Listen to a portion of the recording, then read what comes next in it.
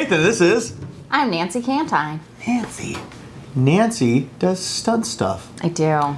Trying to bring in a bourgeois of different people for you guys to enjoy.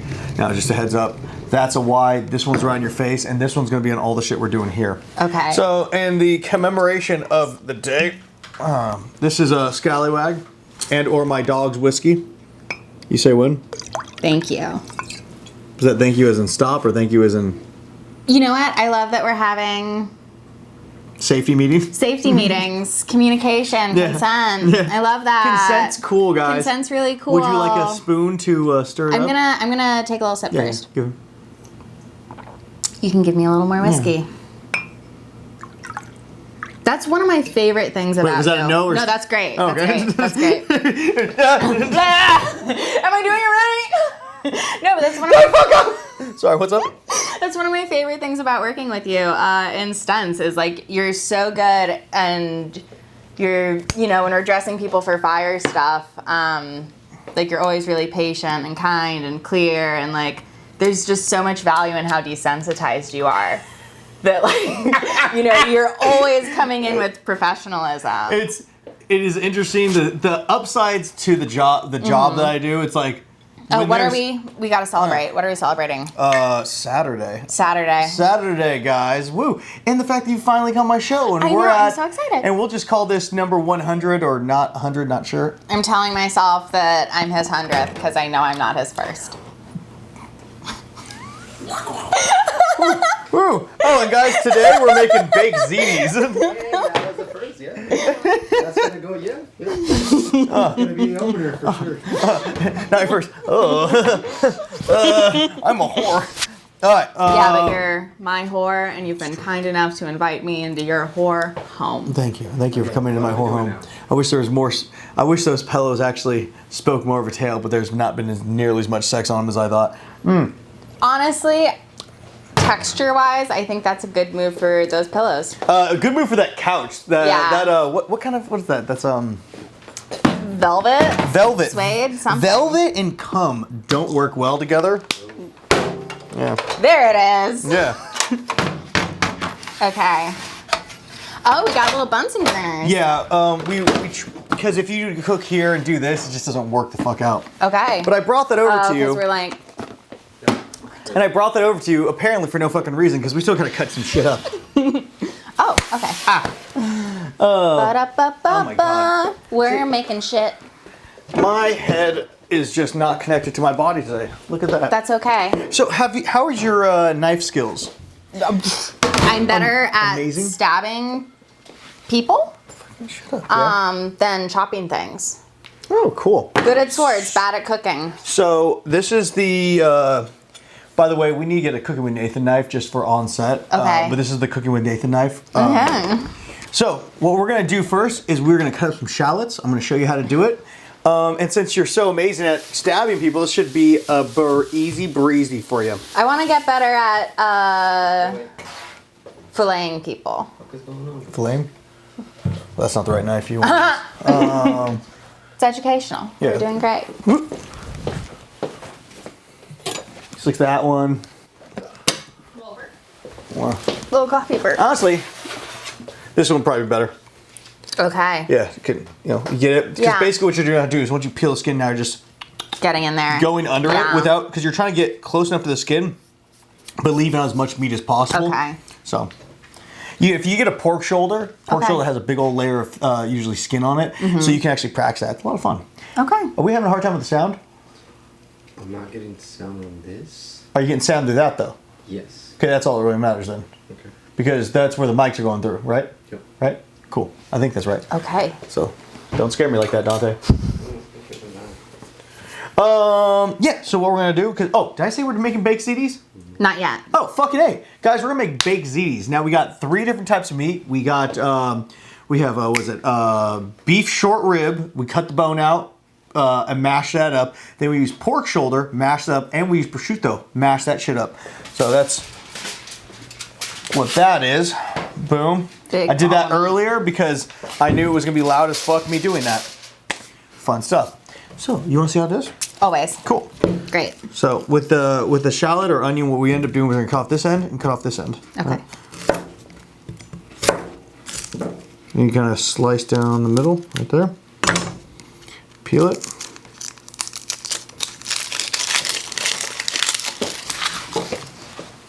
What if I cry? Don't. You're not a fucking pussy, okay? I didn't bring you in here to cry, okay? You're a stunt woman. Sorry. Jesus. Sorry, Dad. That's right. You're not my real stepdad. You can't tell me what to do. I'm guessing at one point you've seen or allegedly seen a porno. Allegedly. Now, how have you enjoyed the whole stepbrother genre? Honestly, let's get on to the it real creeps question. me out. That's not my kink. Yeah. To be honest. Well, yeah. it's someone's kink. It's someone's kink, and they're paying your bills. Because guess what? If I shot 7 years of this, Yeah. it's not because no one likes it. So No, someone's totally. fucking lying. No, I think it is so important. Like, and as a stunt woman, right, there's like certain perpetuated violence against women that I tell the story of. Yeah. And in porn, I think there's like, you know, culture wants to consume you and then they want to judge you for the way that they consume you, which I think is bullshit. Oh, are you watching this? Yes, but I'm also ranting. So check this out. So what I did was I went slice all around it, not all the way to the back. Okay. And then I cut through here, and so what's going to end up happening is... Is this a julienne? No. No, this is different. Yeah. And so you're going to be able to get that cut. Boom. Okay. So that one's done. And then once it gets down to this back area, you can just kind of cut down the middle like that. And then just thinly slice. All right. I'm gonna. Can I try this one? Yeah, and you were going to try. Okay. So nice thing to do when you're doing Yes. this, choke up a knife right Okay. here, hold it like that. And when you're cutting with your hands, don't do that. Okay. What you want to do, let's see, find it here. You put your knuckles there, so when you put a knife to it, see how the blade's not ever Yeah. getting to that? And this way the thumb pushes. Cool. I've had, oh, these ones are strong. No. No. I go this way. No. I go this way. So you take the knife, and this is the one where you're gonna kind of choke up. 'Cause you're gonna Gotcha. go here, and you don't want to go all the way to the back, but you're trying to make those lines because basically once you go through all the way around like this, and then you slice through the middle, then you make nice little chunks. I'm crying because it's beautiful. It's so beautiful, beautiful. Have you ever had a girl cry on one of your porn sets? Oh yeah. Like Oh yeah. sexy, intentional crying, or like What's your definition of? Oh, let me get the hair off you. Thank What's you. your definition of sexy? Because I know some people get Not completely trauma. aroused by girls crying. So yeah. So it's, but I have definitely had people cry. No, that's not bad. Okay. So now what you want to do, and this one's scary, where you take this knife, take it right to the edge, Yeah. and you just basically, and there, and now you kind of hold it all together like this, and put your knuckles there, and just try to cut little nice little spots. Okay, do I need to do more sideways ones No, or that's just fine. these ones? Because Okay. then once you get to the back, it's going to be one chunk, and then you can slice it down the middle and just, yeah, just like that. Yeah. But yeah, so I mean, you get people who aren't prepared for the job, and just like in like acting, you're gonna find actors who are like freaking out about something, or maybe a stunt person who like didn't really understand what they were Yeah. getting in there for, so they. What do you mean I have to hit the ground? Yeah, it's like so. And then there's people like me who's like, I don't care, whatever hurts me faster. I just want to be sad. Okay, now what do I do? Oh, cool. Nice job. So what I do is take all this. Actually, fuck that. Take that, put it in a little pile, and then you just find rough chop it. So Okay. rough chopping. This actually was. Okay. So I'd say separate that, and then you just Okay. we're just trying to get into a similar size because it cooks evenly. There you go. But speaking of that, because I think porn and stunts on Yeah. the similar side not a lot of people know about it. It's a very it's interesting. very niche. It's very niche. Now, the amount of people I work with male side in my job is way less than there are stunt people in the world. Yeah. But still, it's a very niche job. Yeah. So, like, how'd you get into stunts? I need to stop using like. I'm realizing I've watched some of my videos like, how It's California, baby. yeah, it's Ugg boots and booty shorts. Pow, pow, pow, pow. That's good. I was recovering from a dance injury and I missed workout classes and I was just like That's good. not trying to do ballet at the time. And I kind of was just like walking down the street and had the thought like, I could be in action movies. I can kick high. How hard can it be? 10 years later, here we are. But I can kick pretty high. I'm fucking solid. Nice. call me Keanu. The cat? Yeah. Slice down. Slice down in half. Yeah, so basically you're just trying to cut like the first layer. Oh, that's right. Okay. But yeah. But luckily enough, this one's 2 pieces, so it works out really well. But continue.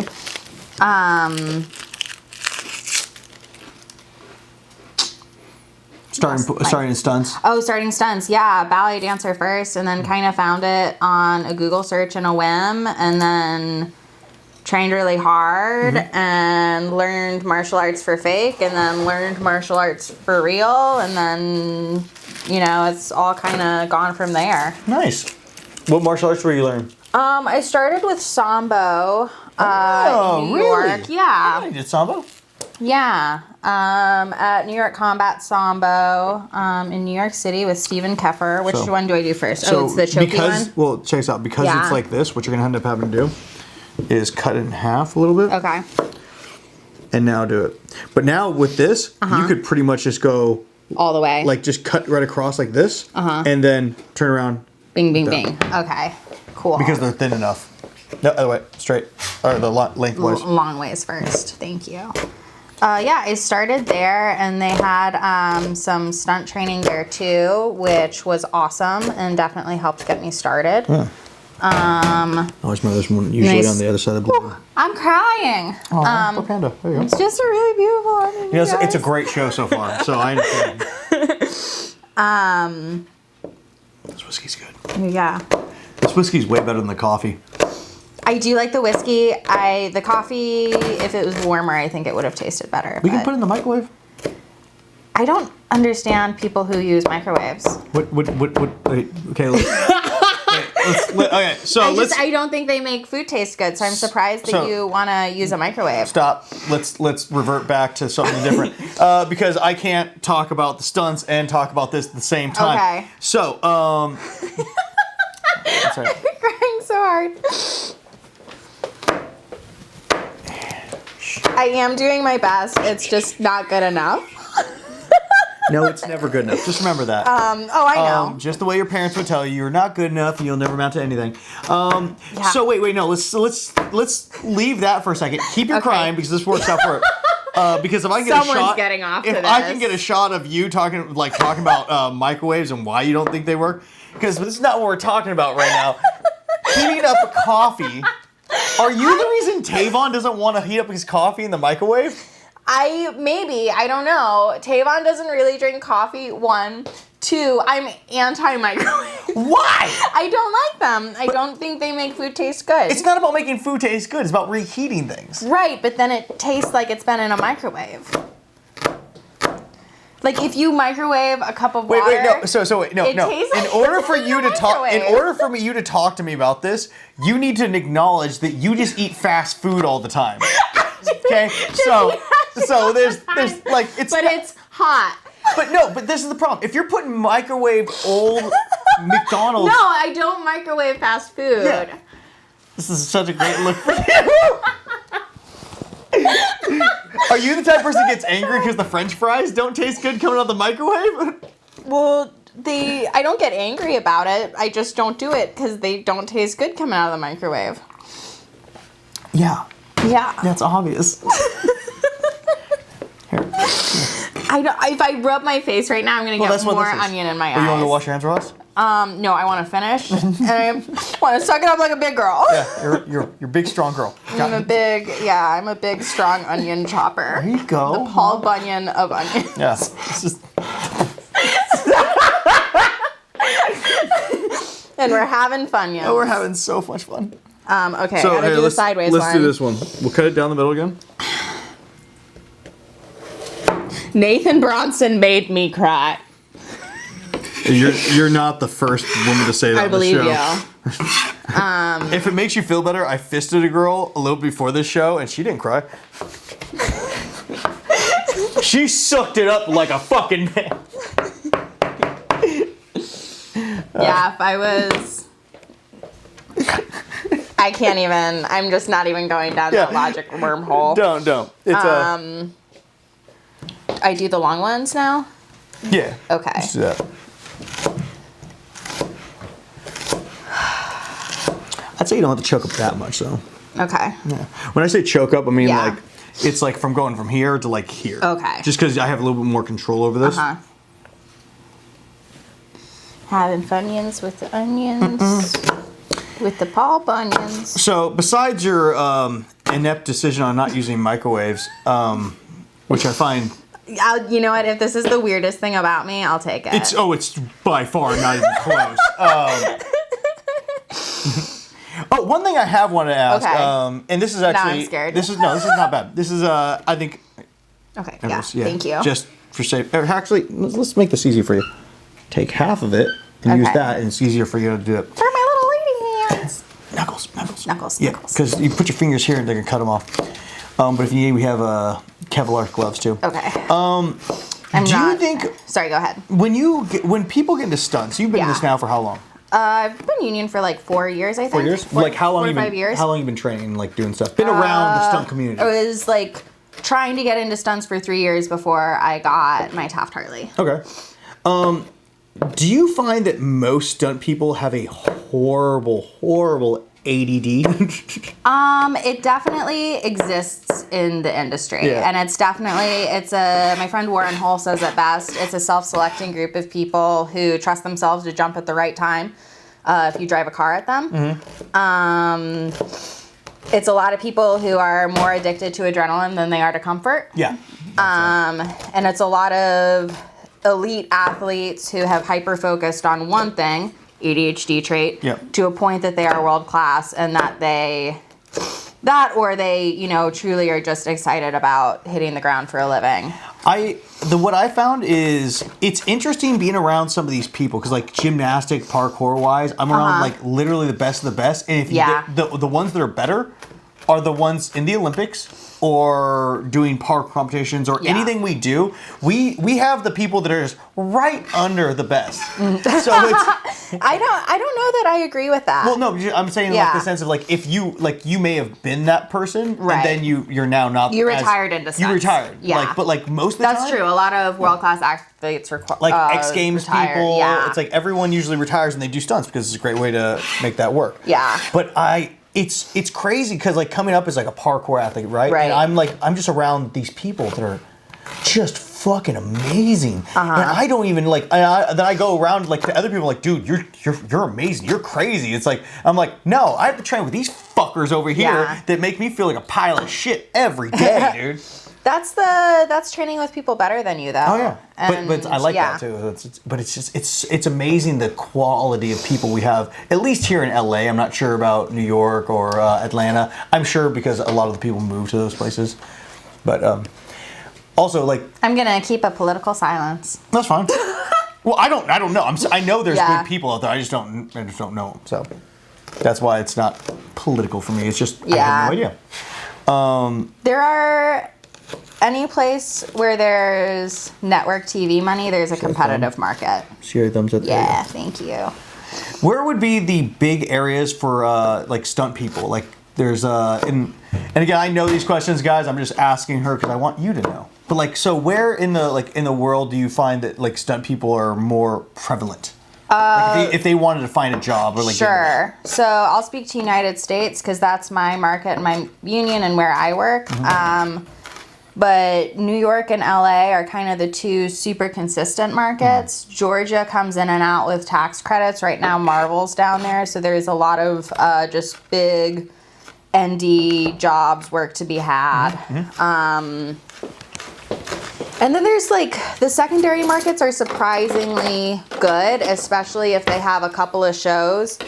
Like Chicago has the Chicago Fire, Chicago MD, Chicago Sewage Plant, Chicago Sandwich Factory, all the Dick Wolf shows. Oh yeah. All the Dick Wolf shows, all the Chicago, whatever. Yeah.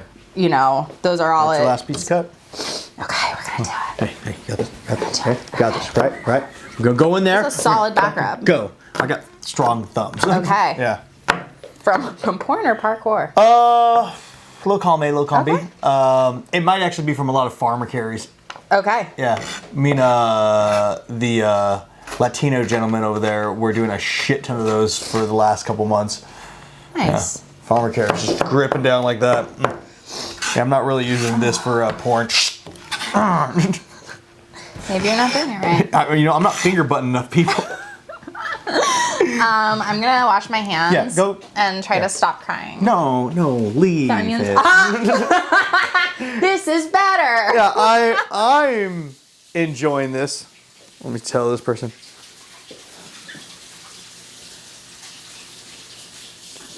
Text me when you get here. We're doing a cooking show right now. Oh wow, I went full Batman. Yeah, I love it. I'm quite enjoying this look.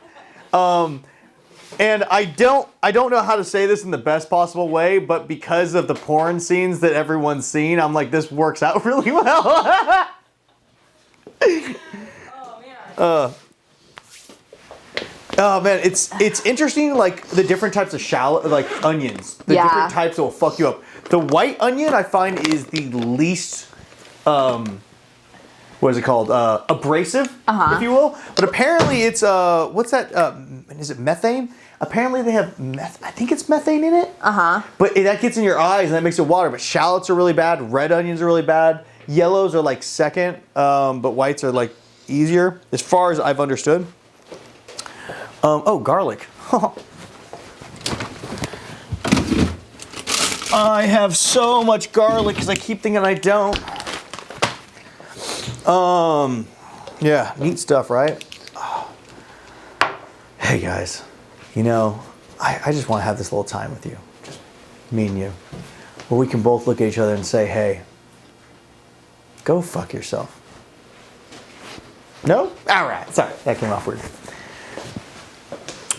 But guys, I'm really excited about this meal because the amount of meats we're going to be putting in this are going to be delicious. We got, what's this? Pancetta, and I can never remember how to fucking read that until I see the box. But really stoked about this because this is going to go with the shallots and garlic. And then we have all these lovely cheeses. I've never used this one before. Smoked Skimorza?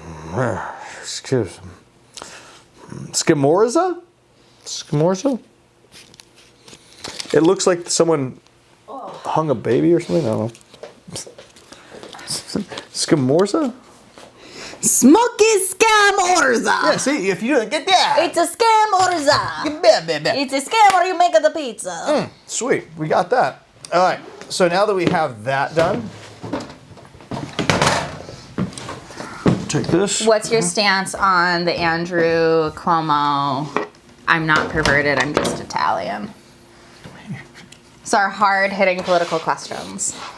Wait. Explain a little bit more. So Andrew Cuomo, daddy's boy, took daddy's job of political office, had, got a little Me Too'd around, and he was like, I'm not creepy, I'm not a pervert, I'm just Italian. And everyone laughed at him because what a laughable thing for an out-of-touch old man to say. You got a knife right there. But it's gonna make me cry because it's so beautiful. How old is he? Old. Oh. At a certain point, do I have no, because that's not exactly a place of like where I would consider that.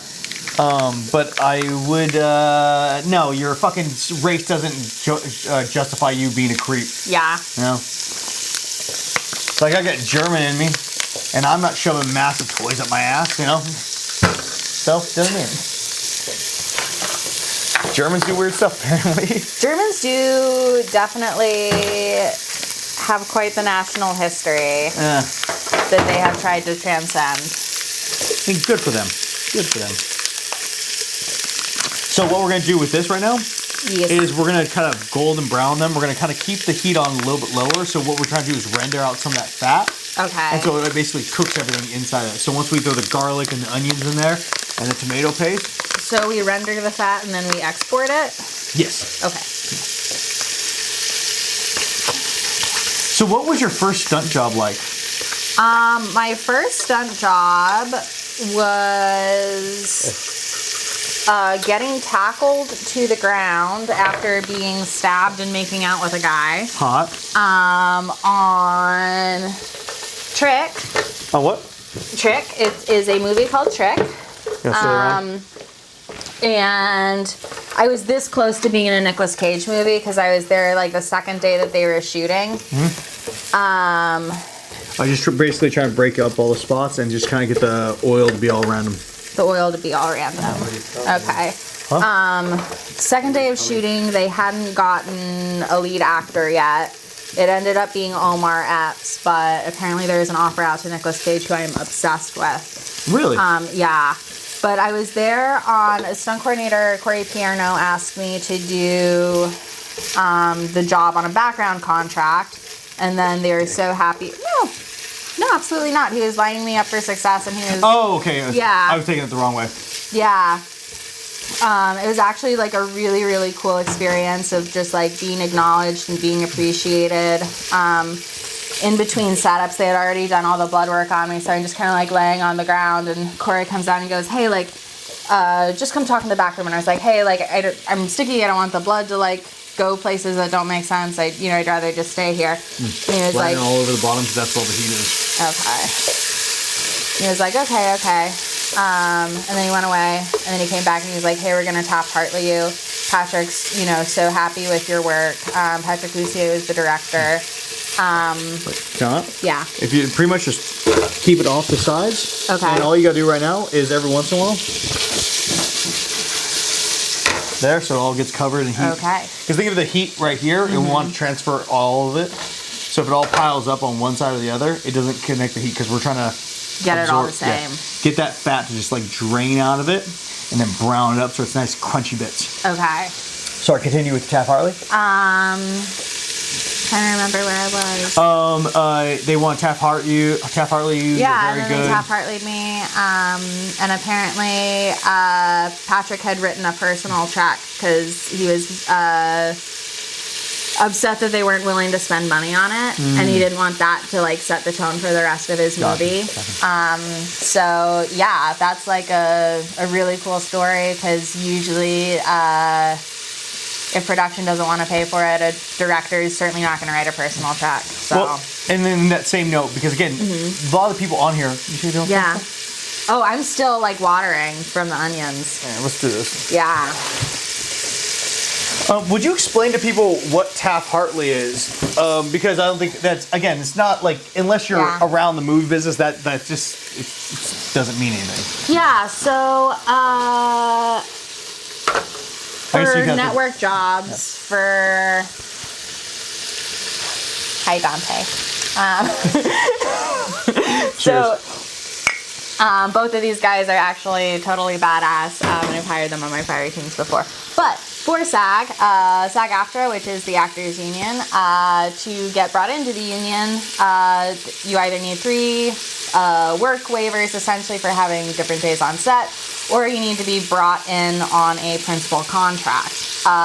To show that they have adequately searched the union and needed to hire outside of the union, the paperwork they submit is called a Taft-Hartley.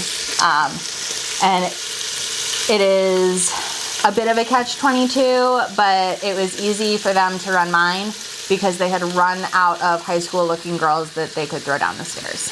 Gotcha. Yeah. And basically, guys, it's an easy way for you to get in the union.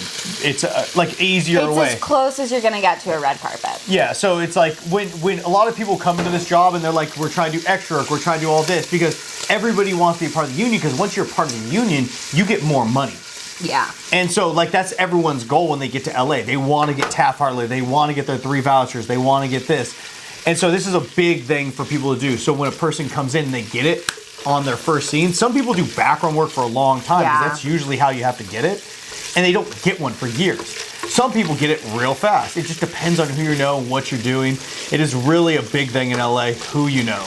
And like, here's something that drives me fucking nuts. You can save yourself years by just going on IMDb and looking at the shows shooting in your area and doing a little detective work on who the people who have the jobs or the type of work that you want to get into. But there's so many people who like move to LA with a dream, and a dream is not a business plan, right? So like don't fucking pay. I like that. Don't, a dream is not a business plan. plan. No, it's not. Don't pay an acting coach. Do your research, get any other kind of business coaching, and then apply that to whatever piece of the industry you want to be. But there's so many people taking money from actors and aspiring people in the industry and not taking money from network productions. And just don't be paying people or wasting years of your life getting advice from people who aren't where you want to be. Yeah, I remember hearing an actor say one thing where he's like, my job isn't acting, my job is like interviewing pretty much. It's like it's going to the audition. Auditions. My job's auditioning, and then when I actually get the job, that's just a fucking good day. But it seems like that for a lot of actors, where it's like you end up paying an acting coach or paying this person. But these people aren't fucking making money. They're making money off you. It's not making money from the actual thing. Yeah. It's like, just go. I find it's almost easier if you're trying to do acting stuff. Go train with your friends. Film yourself. Film this. So that's why I like stunt people, because it's not so much on that. It's we're training real things, and we're going over enough times where we're good at it. Yeah. Well, You know? and it's also, as a stunt performer, I'm in a much more specialized field. Yeah. Right? Especially coming up in New York, 18 to 25-year-old white actresses, that is the most oversaturated market. Really? Yes. Oh. That they're because of the modeling industry in New York, just, undergrads are out of school and they move to New York, and now they're on, all these musical theater auditions. And that experience made me really tough. I came from ballet, which was also very competitive, but I went where my skills were appreciated and where I was more rare and more valuable. And like for the job I had on Marvelous Mrs. Maisel, which was a stunt acting job, I was one of 4 women they even cared to see because their ask was so specific, and it needed to be a woman. Were you in Marvel? Not Marvel. Oh. Marvelous Mrs. Maisel. Oh, I think you said you were Marvel. I'm like, what? No. You would have seen it on my Instagram, and I've been like, humble brag. Oh, Hashtag blessed. I was Black Widow, no big deal. Yeah. I was like, bitch, you didn't say shit to me about that. Hashtag thank you so much for hiring me for this blessed journey experience.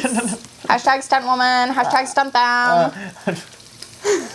Hashtag summer's coming. So, Hashtag summer's coming. Oh my god. Yeah. But like it is an interesting job all around. Yeah. It's like I do porn, I do stunts, I was a chef. And my love for everything always goes back to stunts, because one of the big things is because I don't know about you. I have really bad ADD. I have a hard time focusing on one or two things, like just straight doing it all the time. Like if I just had to cook the same fucking dish over and over and over and over, there's a beauty in that. There's an art about that, because you're gonna make it perfect. I can't fucking do it. I can't. I just can't do it. I can't do it. Actually, let's fix this problem real fast, because otherwise we all get bacon kisses. Okay. Come on. Nope, fuck that. Gorgeous. And if it goes on fire, hands up. Hands up. And we have 1,000 And fire straight in the extinguishers pot. out there. Yeah, try in there. I don't know about you. Fire works really well with bacon. Yeah. All the greases. Now, what was I saying?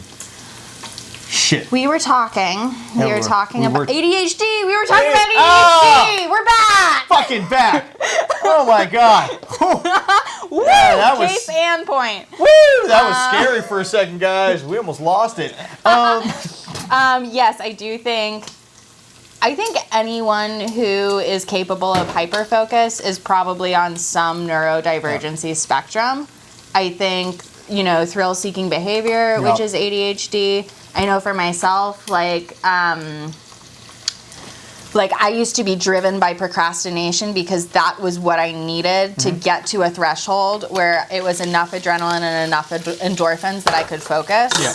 With ballet, I needed the intensity, I needed the strictness, structure. Needed to be spending 25 hours a week doing that, so I would feel pressured enough to even just get homework done. Oh yeah. When ballet went away, it's not like I spent more time on schoolwork. I just had no structure and was like, butterflies, ooh, more butterflies. I don't give a fuck about English. Yeah. And now my parents don't have anything to take away from me if I, whatever. Yeah. But with stunts, I think it's an environment I thrive in. One, because it's people I love and I really resonate with. And like, there's just something really magical about like, hi, I'm Nancy. I'm going to hit you with a car.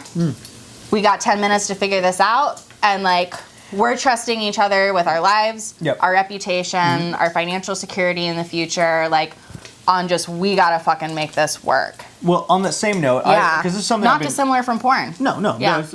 There's some different, definitely similarities, but like one of the things that I found very interesting as I've been doing stunt coordinating gigs is the level of respect I get as a stunt coordinator when people have to listen because no one else really understands, and to us it's like this is basic shit, you know? Yeah, it's fucking tie there, do this there. He's gonna get lit on fire. Don't fucking scream. Shut up. You know? It's like it all seems very normal, but then you realize we're desensitized. How desensitized? How not normal? But like, also, because you now do stunt coordinating gigs a lot, right?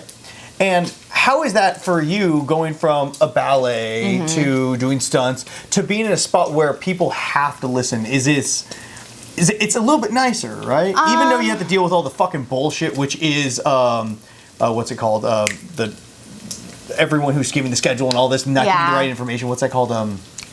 Just like the hiring process or stuff on the back end. The hiring process, all the people doing the paperwork, pre-production, production. It's like trying to deal with production.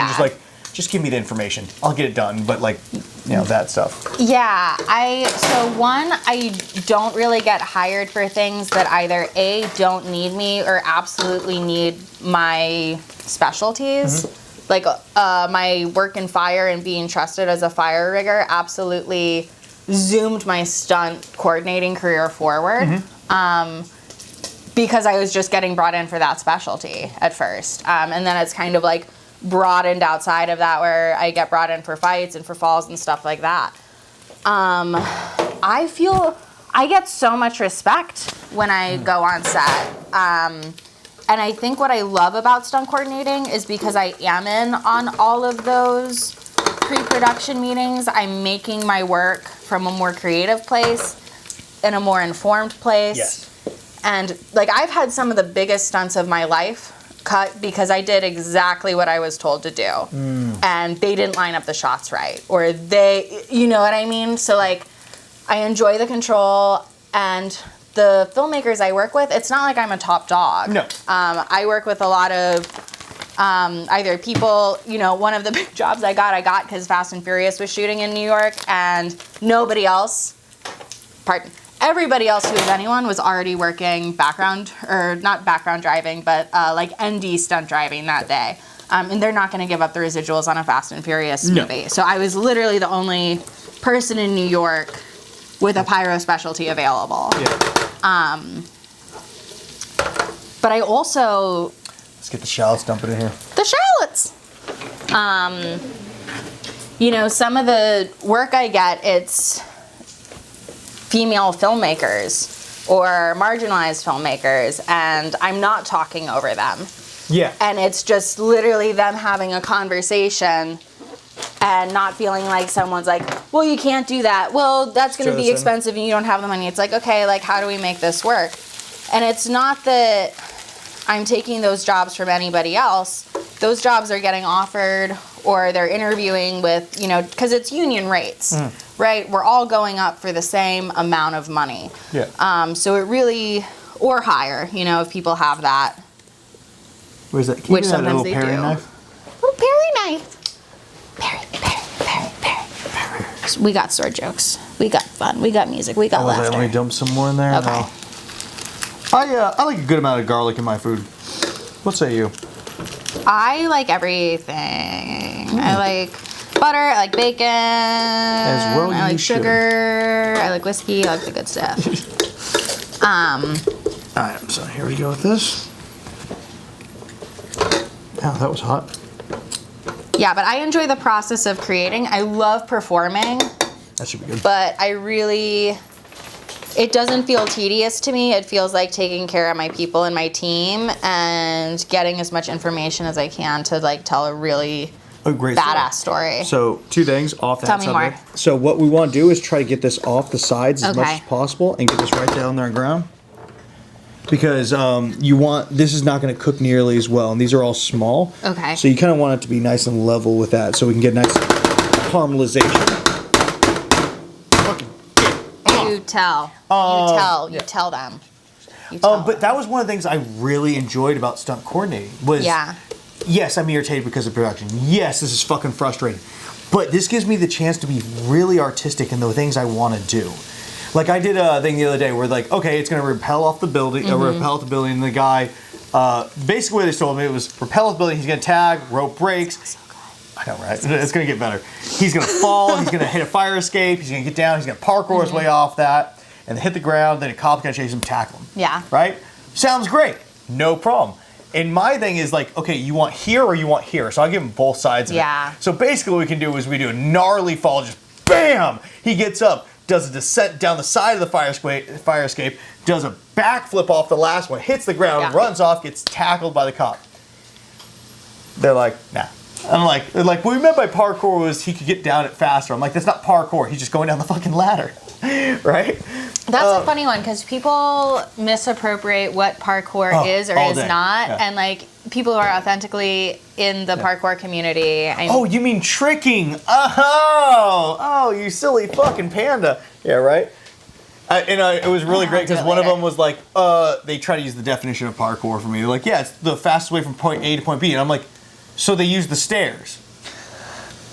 They're like, yeah. I'm like, so what do you fucking want? Yeah. Anyway, going through that stuff, I was really excited about this, right? But then I get to the place, they show me the location. I'm like, in my head, I only saw a picture, so I'm like, okay, we can figure this out. We can figure out how we're gonna make it work. But then I get there and they're not letting me on the fucking roof. So I'm like, and I'm already irritated because I lost a porn job that day that was $900 for a $400 job because I wanted to do this stunt real bad. Yeah. And I was like, I got there, so I'm already pissed off. And I'm like, what? Yeah. And one thing I have realized about going to student films or any kind of post production is I look like the biggest guy there, and I look like I'm gonna eat you. Yeah. Especially when I'm angry at them. Oh Christ. It's the dog. Here's another solution. Don't work student films that don't pay full coordinator rates. And union trivia, if they're on a micro budget, they don't have a $2 million insurance policy, right? So micro budgets through SAG are the only SAG contract where you can't have stunt performers or stunt coordinators on. Hold that thought for a second. These onions keep making me cry. Yeah, I'll deliver them. Thank you. What? There's a lot. How are you today? I don't care. Yesterday we were back until like 2 in the morning. Really? It was awesome.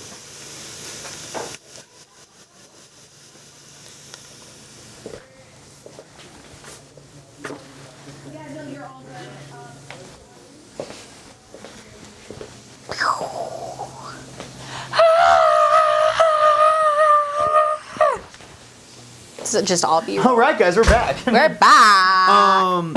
So yeah, no, about production, it's like understandably, we'd love to not do student films, but at the same time, But realistically, it's getting your feet wet. A little bit. Yeah.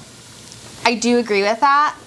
I think because regardless of what it is, you're always taking on some form of liability as a stunt 100%. coordinator, which is why that rate doesn't change when they're doing things kosher through the union. Yeah. And there's a piece of me, and like, you know, people clearly do it and all that stuff. Would you like dump some of this fennel? All of it or some of it? No, just grab some. Just some. Okay. Little sprinky. Let's go a little more than that. But like, if you're spending, you know, $50 on your film, maybe you don't deserve people risking their lives for you. Yeah. No, and completely agreed. Yeah. But I always kind of figure it's like, if I do it and I'm, you know, whatever people think about me or what I do, I have more experience with some of this stuff than the people that are gonna come in there and they might hurt themselves. So it's kind of like, it's definitely a like lesser of the evils. And as long as you're in a place where you're feeling covered, protected, not coerced. Like you're giving people agency, which I know you do. Go a little more salt than that. A little more salt. So basically what this is, we're going to put a tomato paste in there, and this is going to be the thickening agent that when we put it in with everything else, this is all the flavor. This is going to be all the flavor. Oh, your flavor. A little pepper in there too. A little pepper? Okay. Yeah, as long as you're feeling taken care of and like you're getting footage that serves you. Let's put that over. Now stir that bitch up. Gonna stir that nice lady up. Yeah, sorry, that female dog up. I don't know. She's not that ugly. I said female dog. I'm not. I didn't call her ugly. That was what you said. See, that's what she said, not me, at all.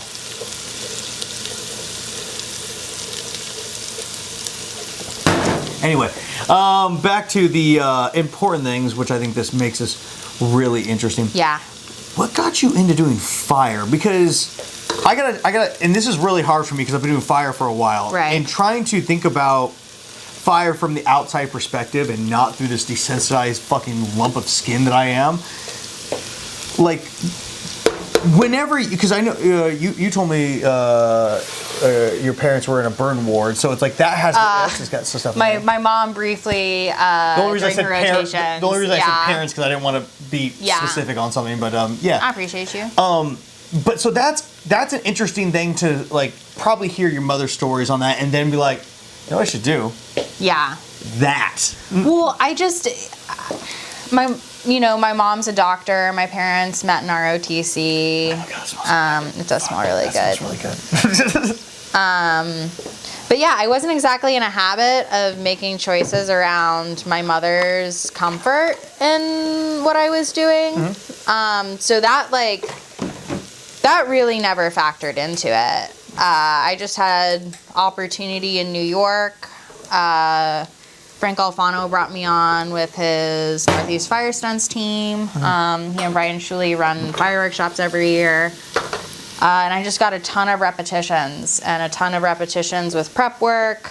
Even before the workshop, when we had students coming in, it's how I learned to make gel. It's how I really, I will say probably 98% of what I've learned about fire, I learned from that team and that experience. And if you could explain to people, like, in a basic idea without giving too much away. You want to scrape everything off the side of this? Could you explain, like, what the basis of, like, doing a fire burn would be? Because you know more about this than I have, and I've done a fuck ton of them. Yeah. But you've done so much more than me, and I think it's an interesting thing for people to even understand. Yeah. So, right, core principle with stunts, we want to tell dangerous stories without dangerous repercussions. Performer safety, actor safety, crew safety, all, super duper things, and art does not have to be abusive in order to be good art. Yeah. So yeah, we're telling the story of people on fire, and doing it safely and making sure everybody goes home uninjured at the end of the day. And even, when we do experience some form of failure, we have enough safety mechanisms in play that something that could be potentially catastrophic is a little sunburn. Yeah. Maybe a little heat blister, but nothing to, write home about.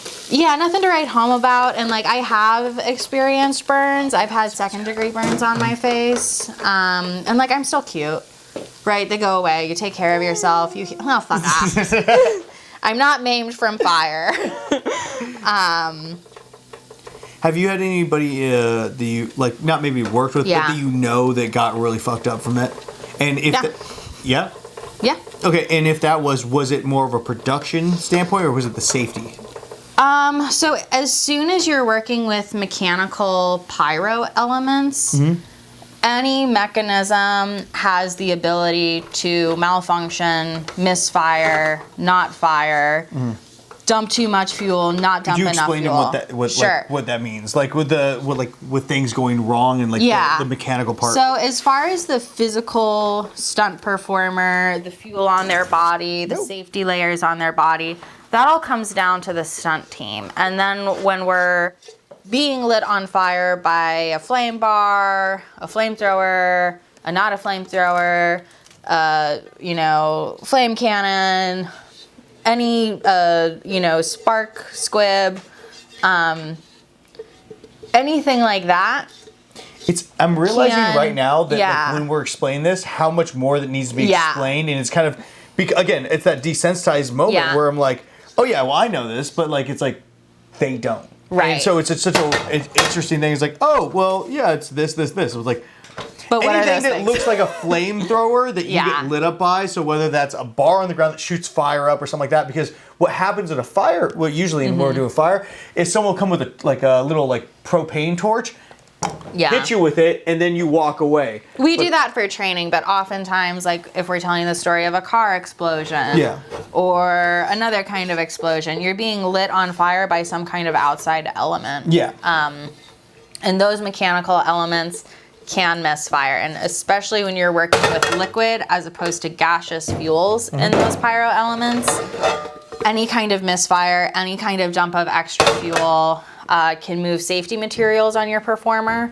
And like, unless you're experiencing heat as extremely as you are performing fire stunts, you don't maybe rationalize this, but heat isn't linear, it's very cumulative. So if you have a misfiring pyro element and you can't get a performer out, it's not that it's okay, we're at 500 degrees, we're at 600 degrees, we're at 700 degrees, and we're waiting on that coming in. It's we're at 500 degrees, now we're at 1200 degrees, now we're at 2200 degrees. And you can survive in those elements with proper protection briefly, but not for long, because that heat transfer is eventually going to come in. And it's not the fire in and of itself that's damaging, it's the heat. Yeah.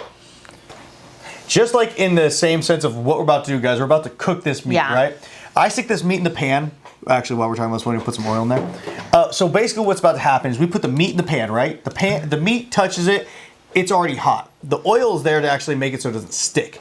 And what's going to happen is if I turn this thing up to like scorching hot, right? This thing's smoking. I stick the meat in there. It sears the meat on one side. And then what's going to end up happening is even if I take that meat off, the heat still transfers through. If you think about like resting a steak. Yeah. Same thing. If I take the steak out and it's a little bit rare on the inside, it's going to keep going through. That happens with your body when we do these kind of stunts, as long as we don't do it right, you know? And there's technique, there's way you're moving, there's airflow, there's way you're dissipating that heat and those fumes, but the risks are real. Yeah, the risks are very real. One of the biggest risks that I've learned from me doing this isn't as, like, I'll get like the sunburn, or like you lose your eyebrows. But the real thing that I've always been worried about is breathing the fire in. Because it's like, if you have both arms on fire and then it's trying to figure out what time to breathe or what time not to breathe. Yeah. But if you go, fire's in this arm, I go, and now that fire's gone down my throat, and I don't know if you know this. You taste burnt soup for a week. Well, you don't do really well with that. Your body's like, hey, I can't eat this. Yeah. It's not a good idea. Yeah. There are techniques. We're going to keep them secret. Yeah, of course. Because I don't want people... No. We don't want people to try. Cooking show. I can set myself on fire. I find it like the dangerous parts. And I know it's like, people don't think about that one. Yeah. You know, it's like when you see someone on fire and it's like, oh, his skin's on fire. But like, if that person breathes... Right. That's not a secret thing, so it's easy, you know? Yeah. But there are, ways to manage that and make sure... But you need to become a stunt person who does safely. fire to actually do. Yeah. Some of the information is definitely earned. What were we talking about? Oh, misfiring pyro. It's really rough to be with two people with this bad of ADD and have an honest conversation. Well, it's good. We're covering also, a lot just of let you know, bases. you have really pretty eyes. Thank you. Yeah. I'm done crying. Yeah. Maybe. I enjoyed it with the tears. Yeah, but so misfunctioning pyro and Yeah. whatnot ends up becoming a huge issue when you're doing things. I know. And then the other thing I will say, the big thing that can get people hurt within the stunt team without any mechanisms, without just any toss it other all in there. okay. Yeah. So just scoop it in. There we go. We did it. Now, basically, what you're going to try to do is flatten it out on the bottom. Okay. So you make like almost like a pancake of it. And what we're going to do is we're going to try to crisp the fuck out of this thing.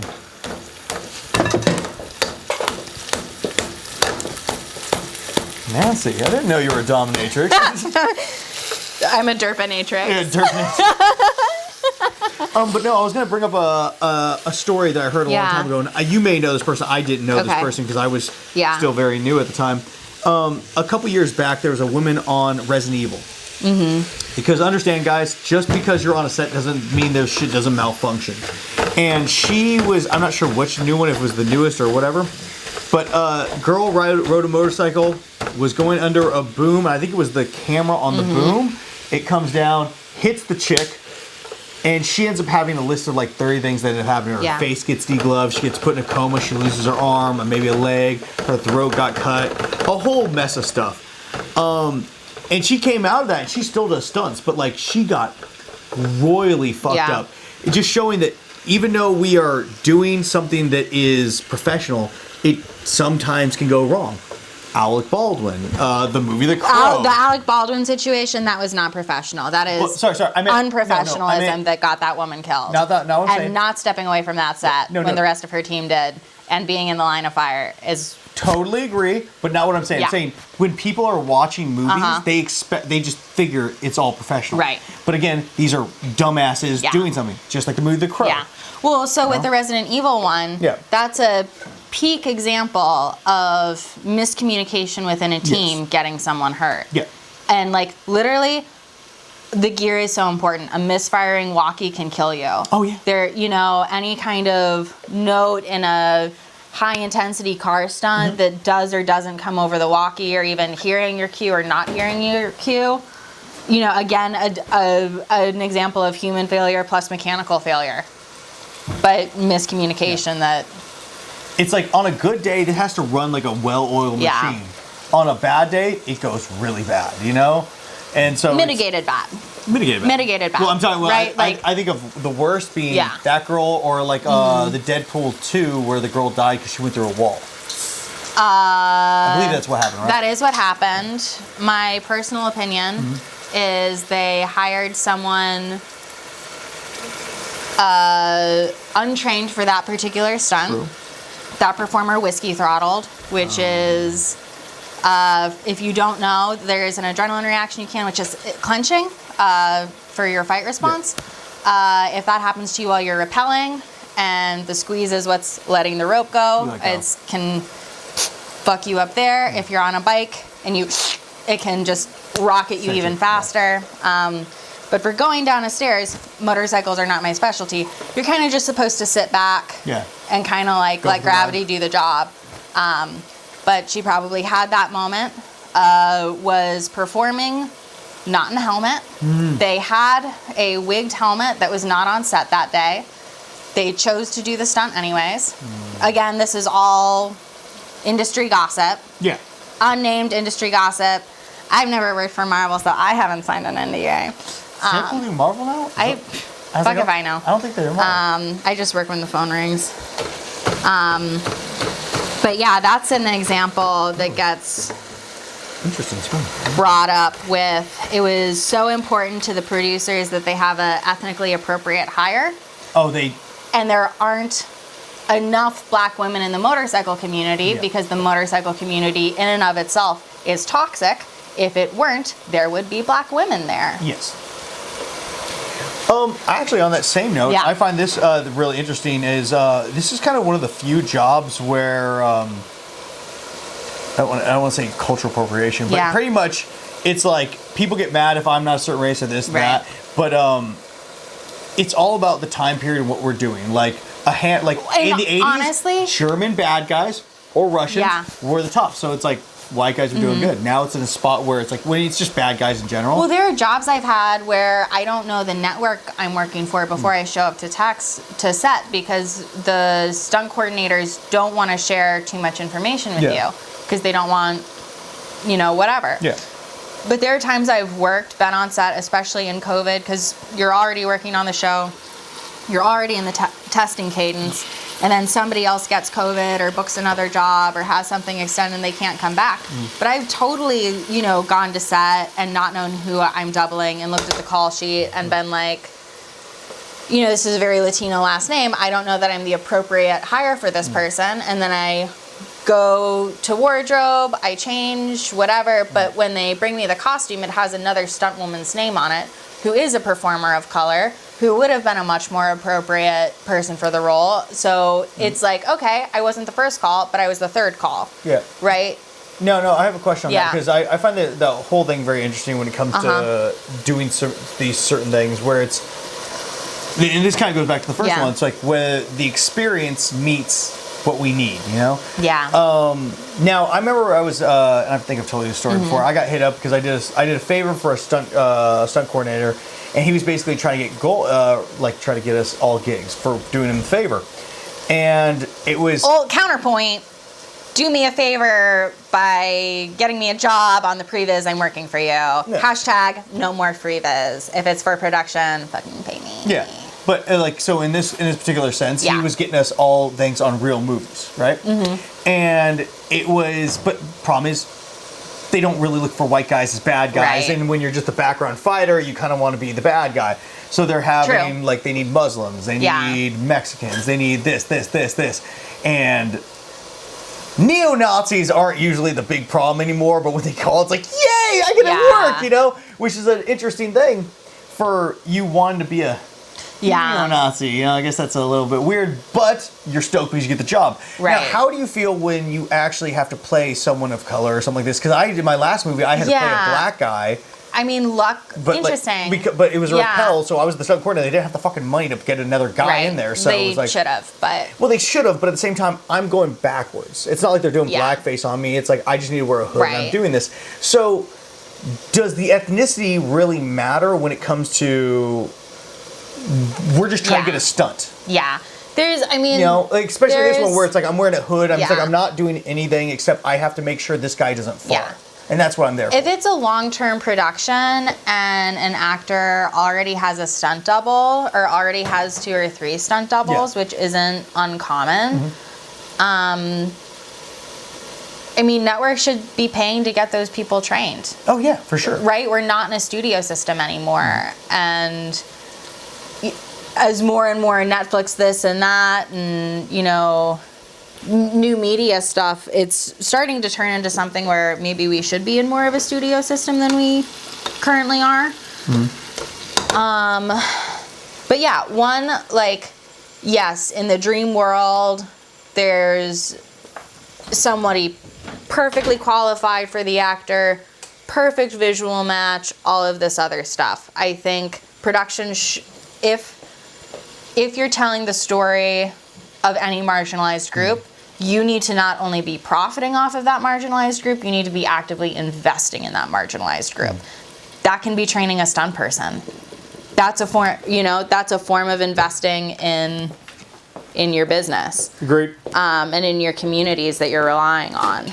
I would always rather somebody not get killed on set, but unfortunately, this is the kind of logic where we only know when we go too far. We only know when there's the catastrophic repercussion that is death or so maiming that a performer is absolutely gonna report it. Because there's also underreporting of injuries in our field, because part of what you're hired to do is not get injured. Yeah. Yeah, I have to say I'm lucky. I've really only ever been surprised by okay, I'm playing a Latino person today. But part of why I run my, private burn training sessions the way I do is I never want to cash a black person's check. Yeah. And so often the violence we're telling the story of is sexualized or is racialized or like, you know, like how fucked up is it, right? If I cash a check for all the stunt adjustments of a stunt performer, a white stunt performer being on fire to tell the story of a black lynching. Oh yeah, 100%. That is a black woman's check. Yeah. Right? So like the best I can do is make sure I'm training my community and I have enough people covered and So you get that person so in. I can get that person in. Totally And agree. it's so valuable to me Yeah. to have people of every shape and size who know my system and know my communication and know how to work with me. Because I never want to be in a situation where we're telling a story of this heightened violence and that money isn't going directly to an individual in that community. Agreed. That being said, if somebody of that marginalized group isn't already trained and at the ready, I want production to pay for a training day. I want production to pay for a training day for that performer and my team to come in because we're not making movies for free. No. Right? This is unionized labor. That performer that they need to take on that level of risk, right? They need to foot that bill. Yeah.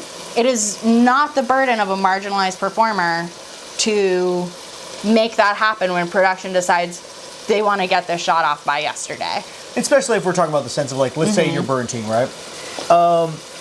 A lot of people don't think they're gonna do burns. In this stunt community, it's not like there's a handful of people that usually do burns. It's not like everyone, and usually if you It's a very niche skill. it's a very niche skill. I mean, I remember like I've done a bunch, but that's because I worked at Universal, and that's what I did every day. Yeah. So coming into this and seeing a lot of people like, I want to do a burn, but even when they do a burn, they get one. It's just so you know how to do Yeah. it, you know. So it's like, it's not a big thing to do, and even if you do, most people charge an arm and a leg to get this fucking shit done. So it's just not something that people are going to usually go out of their way to do, because they're going to be able to do fights, they're going to be able to do wrecks, they're going to be able to do all these things, and that's free training most Here's times. something that I am careful of in... All right, let's start stirring up, breaking Stir, up, and we're just, okay. see that gold is? We're going to get all that way. We want them crunchy bits. Some people getting into stunts just want to learn burns because you're trusting your rigging team and you're not really you are executing a skill. More so the more you're on fire and the more creative things you're doing. But, you know, there's a big piece of like, oh, well, if I just say I've been on fire once, I can call myself a fucking stunt man. Oh, yeah. And those are not people who I invest in. Because I don't take money from stunt performers. No. I take money from production. Yes. And that's a core value. Agreed. This is making me cry less No, it's than good. the shallots. Not none, but less. We're talking about the heavy topic, so it is,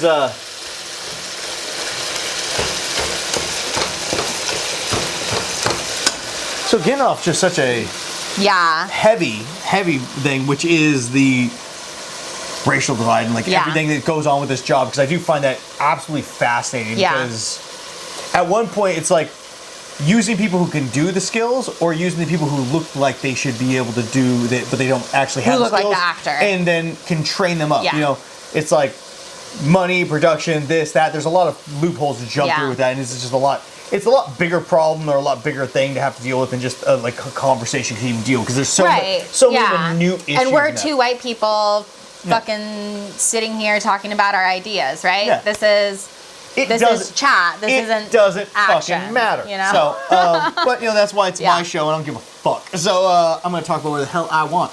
And the same, god damn, that was whiskey. Anyway, on the same note of a little bit I'm more. gonna wash my hands so it's sterile because I put it in my mouth. It's food for us. Who gives a shit? Well,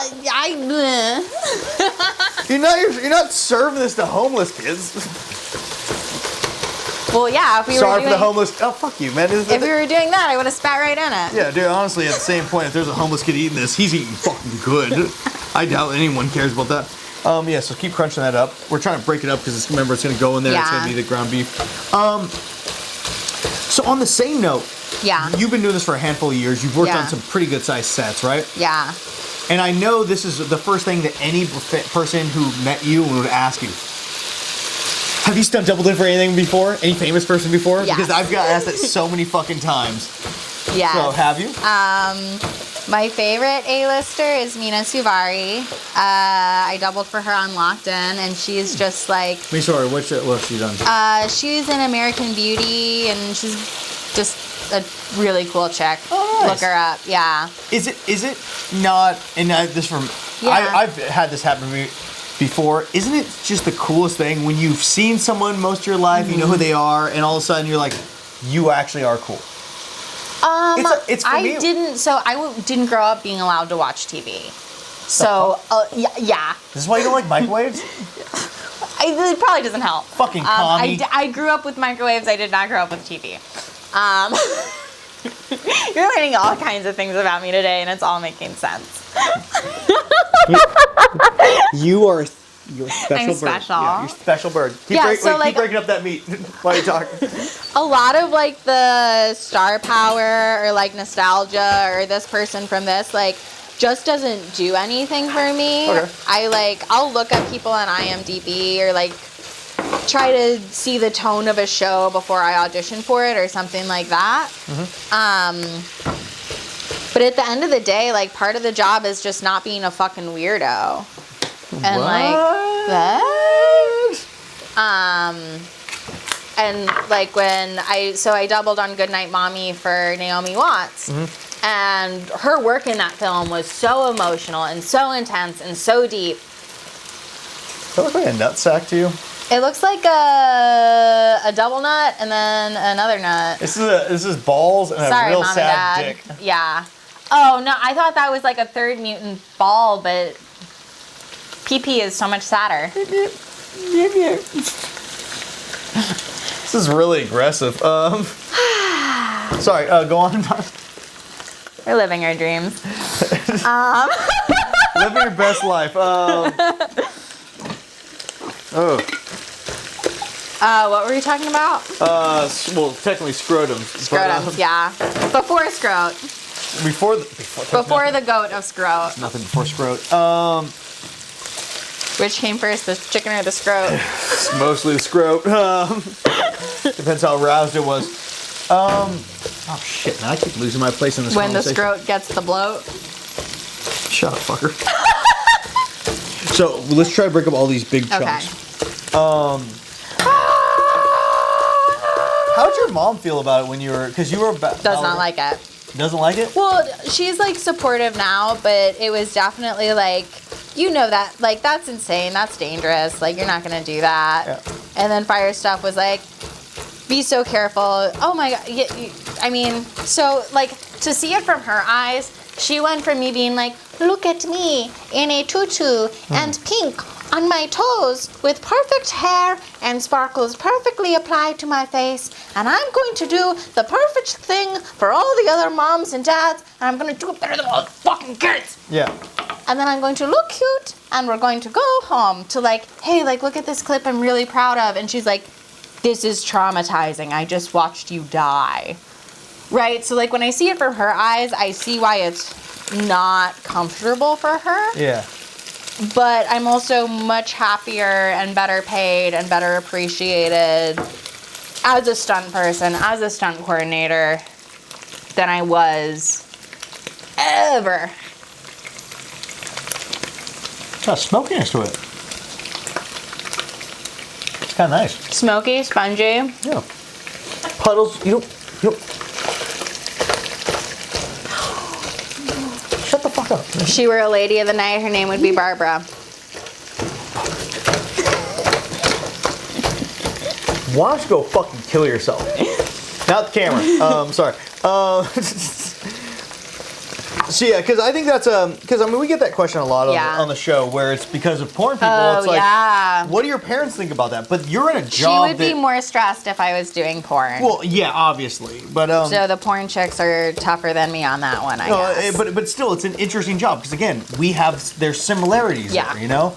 It's not very well known. It's still looked down upon at some points because you're risking your life. It's very blue collar. Yeah. You know, I get more, like, everyone's like, oh, yeah, that's fucking cool on the outside. And then it's like, you know, people in your personal life can either hang with it or they can't hang with it. Now, And it's like, I told my boyfriend, like, when we were getting together, like, hey, like, you like me now. You like this version of me where I'm not on set hours and hours away from you, and I have time to hang out, and I just like come back with my friends, or go play with my friends in the park, or like, you know, this go kind of dance stuff. with each other. Yeah, but it's like, okay, so when I'm doing this, I'm gonna be doing this. I can't have you on the phone, making me nervous, or even being worried about me. Yeah. Like, I need you to just be like the coolest fucking cowboy. Yep. Be like, you're gonna go do your thing.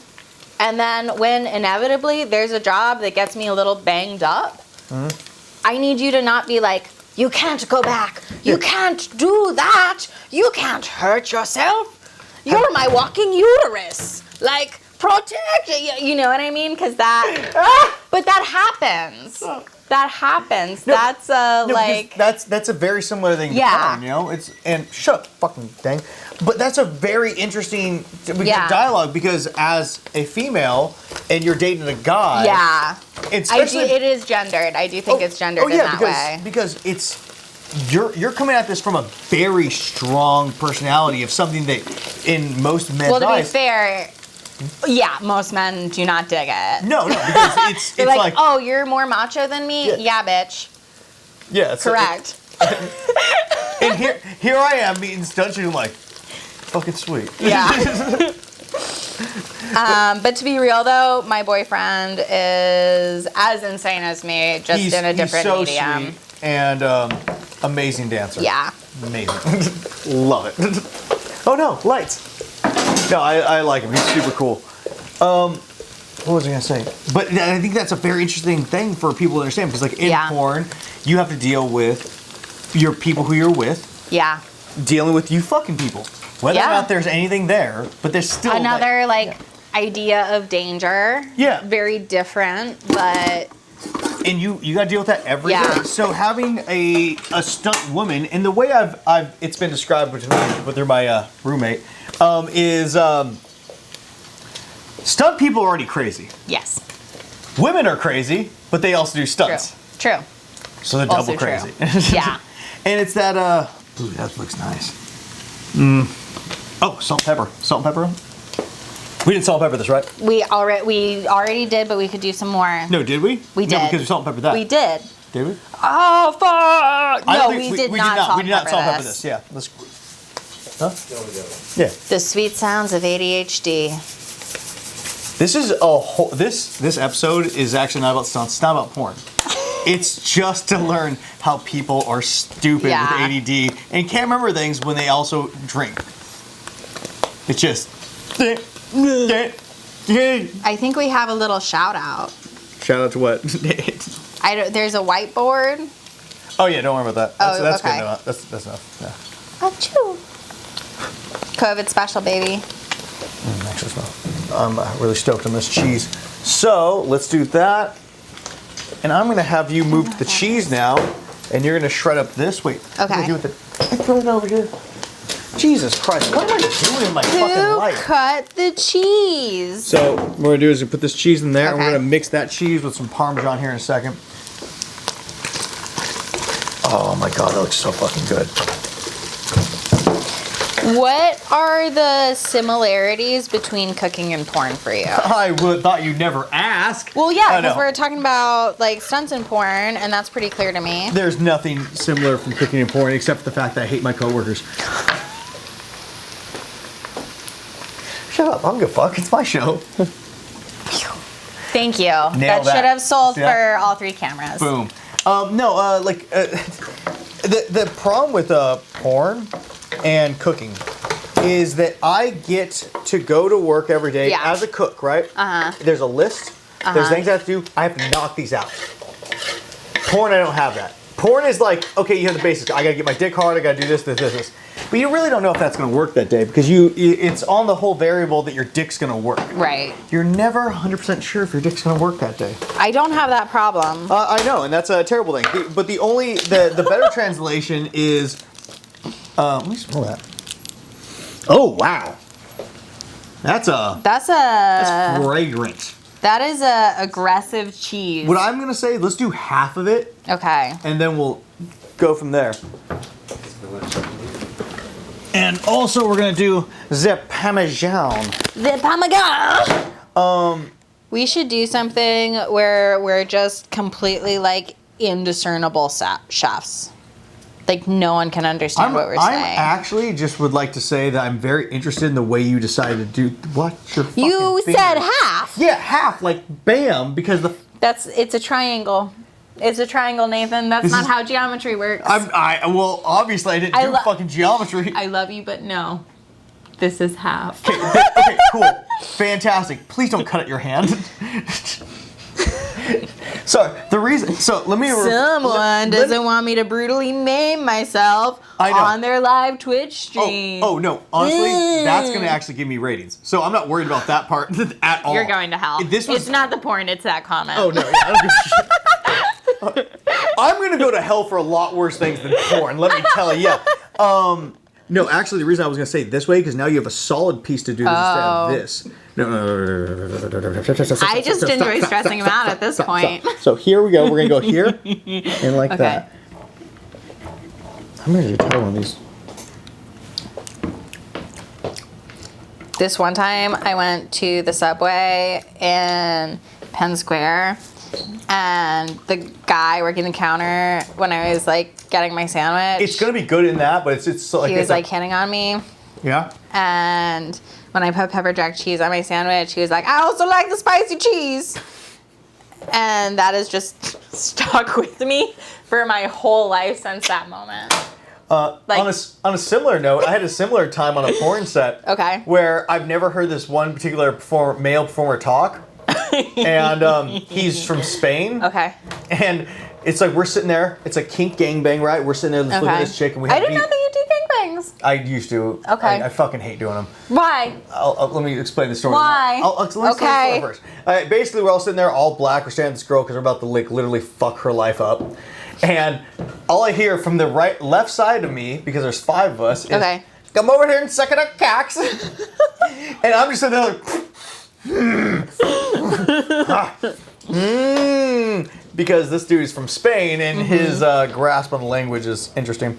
But why don't I do gangbangs? There's too many variables. Okay. And like I'm going to go to do a thing. I'm going to go have sex with a girl. I can be in my head. It's like the only variable is what the girl's attitude is, what the crew is. And then it's like what I'm feeling that day, right? Yes. But now I'm putting like 6, 7 other guys in that variable. What are they doing? What are they feeling? How aggressive are they going to be? Yeah. Also, as a stunt person, I'm thinking we don't need to be so aggressive. We don't need to do this. I don't know safety protocol. I don't know this, that. What's that girl want? This. There's a lot of things that come through. So do they not do like consent checks we do. before? We do, but that's still. I've been on enough times. You don't know those guys. I don't know the guys. Yeah. I've had guys literally. That is stressful. I've had guys literally do this, like we're like I'm getting hard, I'm ready to go. I go in there, and the guy just pushed me out of the way to get there. Okay. So it's like understand there's just too many variables, so I just don't do anymore. If it's a personal life thing, if it's something at home, like whatever, I'm like, yeah, let's fucking get weird. I'm gonna shit. Yeah. Like boom, done. It's not because I'm not down to do it. It's because on set, I think of it as it gets what's a stunt that you are not comfortable enough to do for a movie, but you're doing like when you're at home, like training wise? I don't know. Like, is there any like a martial art that you'd like to learn how to train that you do with your friends, or like something that you would like to learn how to do, but you're like I can't do this in a movie. I'm not good enough yet. Oh, I honestly, it's so hard to get booked. And no one wants to kill you on set. If someone hires me for something, I'm like, this person is setting me up for success. They know I can do this. But like in general, like something that you don't feel like how are you with car stunts? I'm pretty okay. You're pretty okay, but like you wouldn't go and say I can 100% nail this one thing 100% of the time. I would never advertise myself. Okay, so like, is that? Think of it that way. Yeah. It's like car stunt wise. You can do it, but you're not 100% ready. Like okay, I would not advertise myself. So here's a great example. The variabilities. People know I ride horses. Yes. Horse riding is not on my resume because I do not put my reputation as a stunt woman on my ability to ride horses. I put my reputation as a stunt woman on my ability to do fights, falls, and fire. Okay, so there it is. So horse riding stuff, they hit you up for it. It's like, I'm not I would be like, here's my footage. Yeah, it's you can Let do me it. know. Like, I can say I can go do gangbangs. No problem. I have Trimex. I can fucking make it work. What's Trimex? Trimex is when you inject something in your dick. And basically what it does is opens up the capillaries because your dick's just one giant balloon and it just fucking lets the blood go in there. And then it just gives you a hard-on. I've done this twice in my career, both with horrible outcomes. One was 15 hours of boner, had to be in the hospital, and they drained my penis. Not great stuff. And what? Shut up. And the other time was I shot my dick up twice, and it didn't do a damn thing. Okay. So these are the things you gotta worry about. But with it, you're pretty much for sure you're gonna have an erection. That's pretty much good for that. Let's go Parmesan now. Then we'll do like that much. Okay. What's the most stressful way I could cut this cheese? Oh, well, you've been doing so good. I've been doing a really good job so far. Good. We're just gonna dump all this cheese in here. Look at that. Yeah. Yeah, I mean, just look at your fucking thumb, dick. Why? Dude, I realized I did a show that I thought was gonna be like, oh, it's gonna be great. It's gonna be beautiful. I can teach people. They can learn. It'd be great. And then what reality is me just sitting here just like. From now, before I light someone on fire, I'm going to say I also like the spicy cheese. Thank you, Scott. Is that Scott? Is that our Scott? Probably. Thank you, Scott. Yeah. Scott Rosen, you're a real one.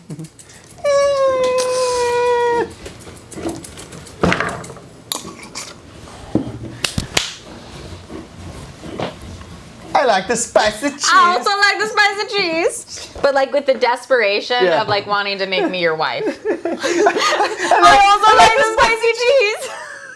Love me! God damn.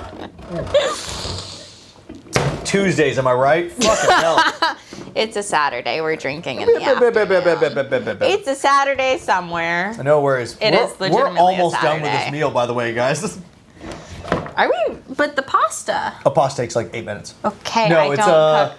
pasta's technically, if to be al dente, it's gonna be 9. But basically, what we're gonna do is we're gonna cook it to about 7, pull it out, stick in the pan with all this stuff, layer it, and then stick in the oven for another 10 minutes so the cheese melts. Okay. So that's what we're doing. And then we also gotta cut up the basil and the ricotta. I have bathroom basil. Toilet seat basil coming for us.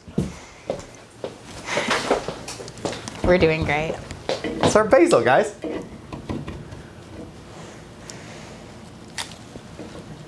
Does it taste like toilet? No, it tastes like basil. There you go. Great job, toilet basil. Yay! Let's see. We're nailing this. God, I love Parmesan. So, let's dump all this in there. See how it... Super solid. Yeah. Go on. Yeah. Mix that bad boy up. Ooh, yeah. Back on the fire. No, that's not right.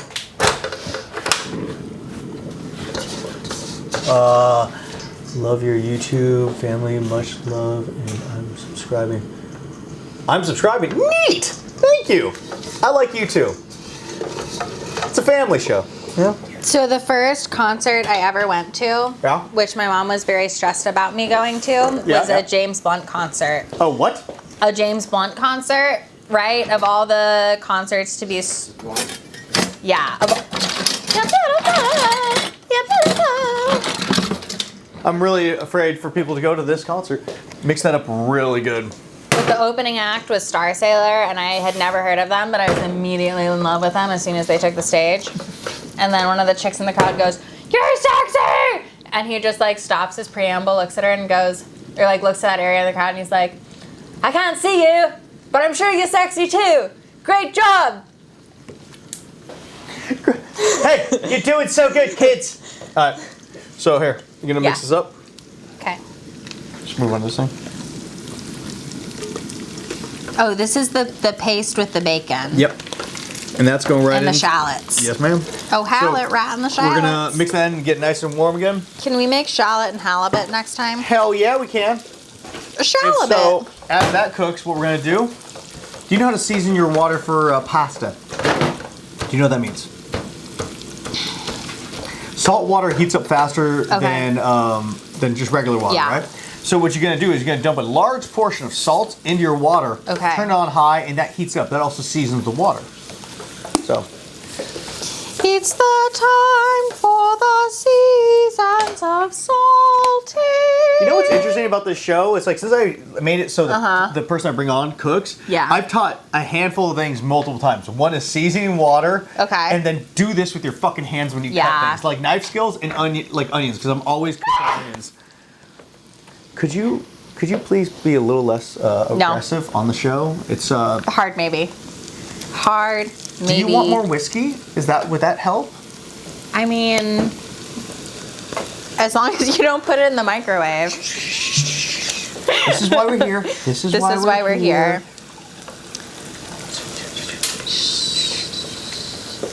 Just look pretty, don't. Just look pretty. You're doing so good. Don't worry about the oven smoking behind you. I am. It is really smoking. Is it? No, this just don't worry about it's a little steamy. Yeah, it's Oh, cool. Oh, that smells good. All right, so now we're gonna do, excuse me, I don't want to get too close. Now, could you do me a favor? Yes, maybe. There's the knife. Use of the ziti. So what you're gonna do? Yes. Take this. Let's move this, and we'll throw this over here. And what we're gonna do is we're gonna cut up some basil. There we go. I'll take 1, 2, 3, 4, 5, 6, whatever. Take all these, and what you end up wanting to do with this is kind of like layer them on top of each other. I love how all stunt people do something weird with food, and then you're gonna do the same thing right there, and you're just gonna chop really thin slices, okay? Because what we're gonna do is we're gonna mix that with ricotta. Okay. And I'm gonna open up the crushed tomatoes right here and dump it in there. Starting to make our meat sauce.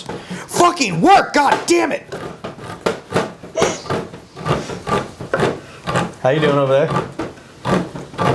Shout out to our camera crew, Dante, also a guy I set on fire sometimes and hang out with and set other people on fire. You're a real good dude. You're a real good dude. Yo, he's okay. Let me move this out of the way.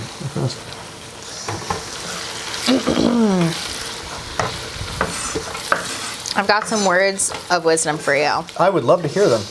If at first you can't fricassee, then fry a hen. You know what? Those words come out so strong in my brain. Really? Nope. Okay. I'll take it. Come on. This is a lot more sauce. Is this just you added in the tomato? Yeah, this is adding tomato, and we also add in beef broth in a second. Okay. This is a lot of sauce. Yeah. There's a little bit of a point where I do the show, and I'm like, you know what? I might as well make food for the rest of the week. Yeah. And also, I'm not sure if you know the Neighbors. But I do sometimes know the Neighbors. they Big come fan in, of the Neighbors. I'm sure if they're watching right now, they're very hungry people and they're very sad. Yeah. So sometimes I like to. They're not sad. I like to bring them joy. Okay. With Yes. Meals of pleasure. The poor sad neighbors. Yeah, the poor sad neighbors. In the Sherman Oaks of LA. Yeah. We're gonna do a little bit of that. And basically now we're gonna have that cook off for a little bit. Beef broth, baby. And hey, how are you with spice, broth, Nancy? baby. Medium, please. Beef broth, but you're baby, not- beef. I'm clearly. I'm sorry, that was It's my okay. bad. No, you're good. So we're medium spice. We're gonna throw some of this in here. It's a collaboration. Have you ever seen this? Calabrino chilies. No. I just used this for a recipe not too long ago. Love them. Okay. They're like an Italian chili that's actually spicy. I didn't think that was possible, but Do you like honey? I do. Okay. Have you done fermented honey before? Like mead? Oh, I would fuck up some mead, but no, I just saw this recipe where you do like orange peels and honey and turmeric, and then you let it ferment for a week, and then you make hot tea with it. No, that sounds interesting though. Yeah. I would be 100% down for that. It's just, last thing I fermented was moonshine. Okay. Not a quitter. I like to say I go hard sometimes, so. That is how you present yourself to porn producers, yes. Please hire me. I go hard sometimes. Nancy, here's a question. Since people here are definitely fans of me sometimes. What was your first impression of me when you met me? So if you're asking about like the porn reveal. Well, no, just in general. Yeah. I honestly can't say that I even remember it because I think I met you while I was setting people on fire and I'm such a hyper focus that I think I realized you were helpful. You didn't need a lot of side coaching and yeah. See, I like that. I'm a lot happier with that hi, it was a lot. No, not at all. You were very focused. We were on a team project. Yeah. Yeah, we were getting stuff done. Let's chop that basil up a little more. Okay. But I've had people be like, especially when I was new to LA, they'd be like, well, you know what he really does. Yeah, how many people told you that? So here's the thing. Stunt dudes are fucking weird and competitive. Oh yeah. Right? So I've had if a guy likes me and they think I'm spending too much time with another guy, they'll be like, well, you don't know. You don't know. You don't I'm trying to protect you, babe. And it's it's funny until it's not. Two stunt dudes warn you about the other stunt dude and you're but also I'm just trying to box with you both. Yeah. So whatever. So I think there was some mixed wires on that, but also someone had politely told me from inside the team. So I already knew. And the first time someone tried to be oh, him, he does. I was you gonna try to tell me about my own team? You don't think I know who I have around? And that's the gangster side of stunts. Yeah. It's really interesting that, then at that point, porn and stunts are kind of similar. It's very high school. I hope there is better communicated consent to porn than there is to stunts because you a lot of times don't know what you're gonna do. What's the most expensive seats you've ever had at a concert? You asking me or her? Both. Oh, what's the most expensive? Mine was Rammstein, but it wasn't a seat because that was a show, and I didn't pay for the seats, but I've sat box at some nice concerts. Hold on. Pinky out, son. Yeah, I had a good time. I'm not judging. Yeah, let's dump that in here. Yeah, I saw the Eagles from a box seat, and that was really cool. I saw the Rolling Stones. Yeah. Nice. Look at all that. It's my younger, crazier days. The Botox is just really good. This was back when they were famous. You know she's 86?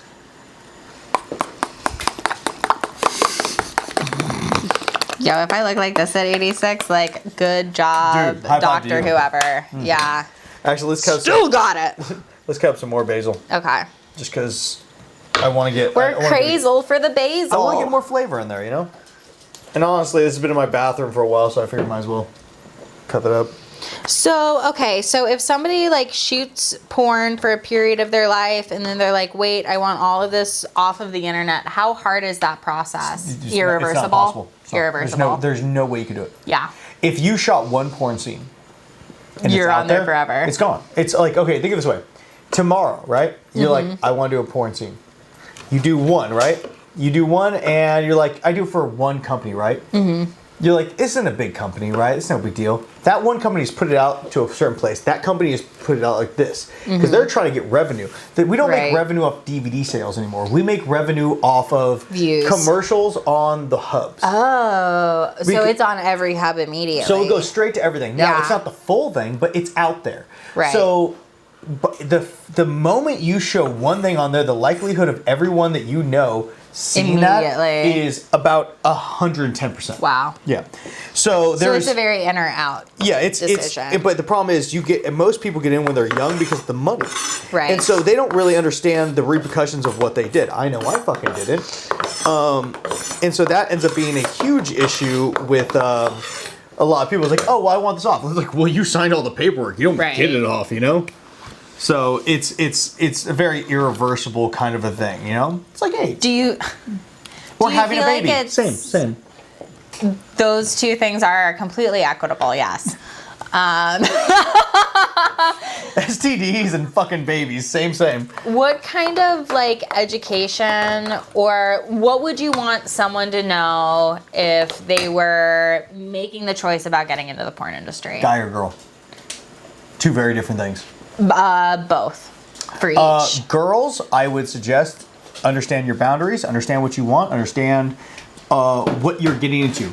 And now I'm going to say this, like let's say I was telling Dante, I was telling him all this stuff, right?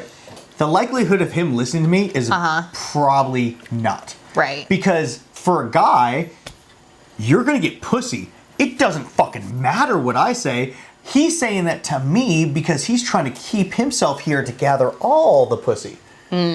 So it doesn't matter what I say because the guy's still going to fucking do it. So it doesn't really matter. It doesn't care. What's up, buddy? Do you want to say it? What does it say? The rest, on those sad neighbors, speaking for the rest of the side. You know what? If you keep talking out, bro, you won't get any food. So shut your dirty horse mouth. Scott Rosen, I love you and your wife's dirty whore mouth. I'm not going to say that about your son, although he is of age. He's a dirty whore, okay? He's a dirty whore. He's not particularly promiscuous. As far as you know. You know what? And we're going to keep it there because he's Good talk. little brother to me. But, so what were we talking about? Shit, the fucking ADD again. God damn it! We did it. I usually am so much better than this. It's like your ADD and mine are contracting worse problems. Babe, we can be terrible together. I gotta go have a meeting after this. Fuck. Who's you meeting with? Ricky Greenwood. It's about the... Is he a porn dude? Yeah. Is he new to porn? No, he's a director. Okay, He's so a it's director. not really Greenwood, it's like more seasoned wood. Yeah, it's still green. But we were talking about so if it was a guy, it's like what it doesn't matter what I tell him, it's gonna hear like that. Now, if it's a girl, I could pretty much tell her all the bad sides of it, scare her enough, and then be like, but here's the upside. Yeah. So because I find that with women, I can at least give you that and then this, but because you're not going retarded with testosterone and the idea of fucking pussy, that you'll actually listen. Right.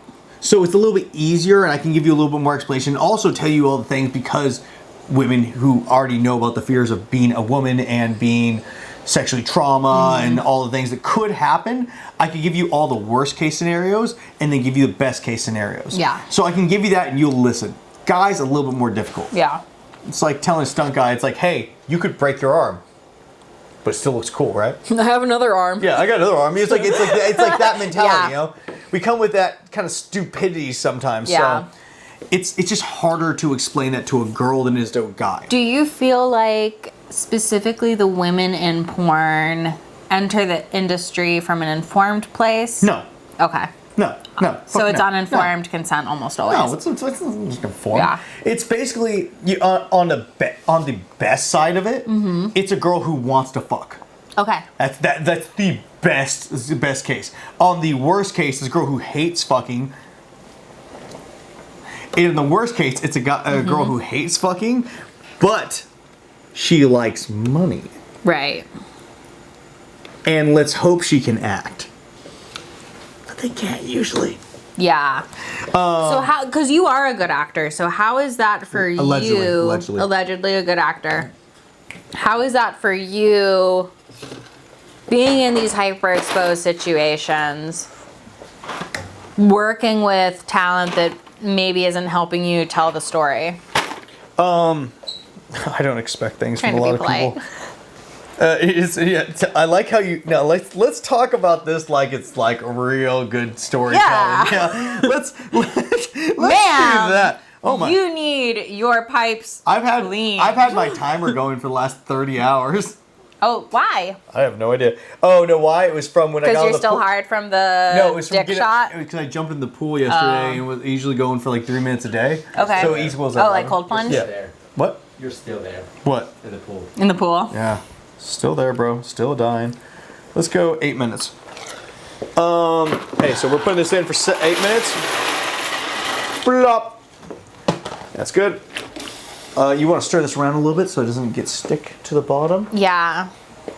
I'm gonna practice my sexy Italian housewife act over here. You are killing it, by the way.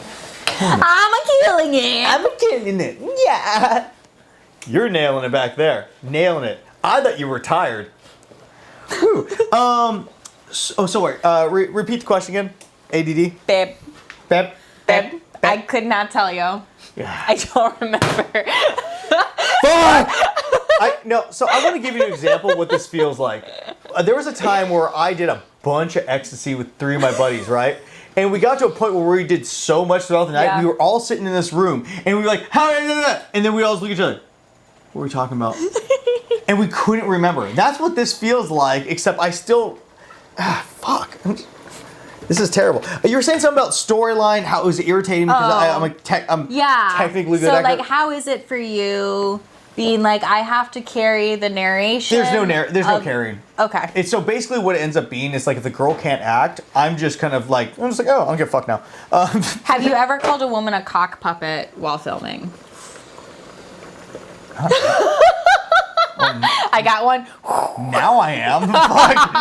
Fuck. Dante, put that in the books, please. Need that for next time. A cock puppet. No, I've said, hey, let me hear that throat music. I'm gonna save that one for later.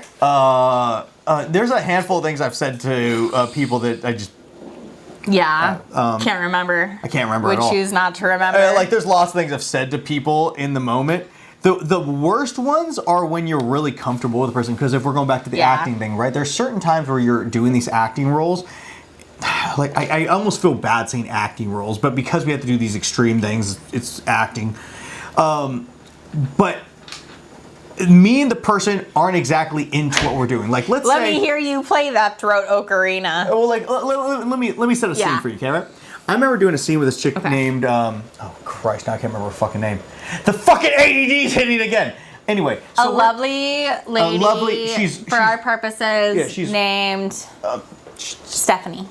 Damn, I can face everything. Anyway, so we're doing a scene. Basically, it's a mom and I'm the stepson, right? Because we have to do that for legal reasons, which I can go into later. I am fucking fascinated. All right, well, let me do this, and then Dante, remind me after I'm done with the story to go back to the visa problem. Anyway. Oh, because the cards won't pay for the blah blah blah. So it's So basically, what happens is me and the mom. She's like, I'm about to go out, hang out with my friends, and I'm like, and I'm the dominant son who's like, wait, why are you gonna go out and hang out with friends? And she's like, because I'm lonely. This is already so not my niche. But continue. But anyway, listen, I'm giving you this to explain something. Yeah. So we can do this a normal way. She's like, oh my god, this is weird. What are you doing? I'm like, I'm the son. I'm the man of the house. Blah blah whatever. Now we can do it just the cheesy way, right? Right. Or we can go serious with this, make it as creepy as fucking possible, make it fun for both of us, because it's like I'm giving dumb shit all day long. Yeah, so it's like a form of rebellion. It's like, let's make this a little bit funner. Let's go as creepy as possible. Yeah. And let's just go about it. And so that's where it becomes fun, is like when I can actually play the role, you know? Because it's not that I feel anything for this character, not that I feel anything about doing this character, but because you give me the opportunity with another performer and we can make this fucked up. Yeah. I'm into that. Because that's where the fun comes. Okay, so here's something I worry about with stunts sometimes, especially with playing victimized women. Are you ever worried that you're perpetuating violence in the world with your work in porn? If you tell me that you are gonna fuck your mother or fuck your stepsister... What if I tell you I'm gonna fuck your mother? But if you do that, and you're taking that from a porn scene, you need more help than I can give you. Okay.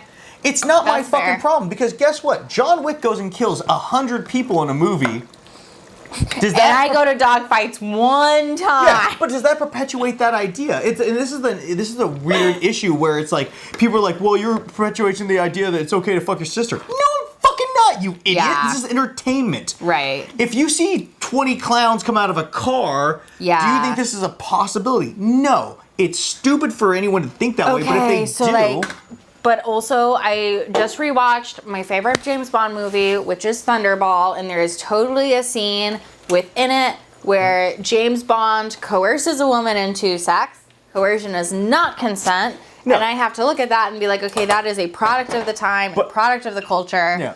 And like watching that as a kid and having that framed to me as like, oh, this is what the cool guy does, is like, whoa.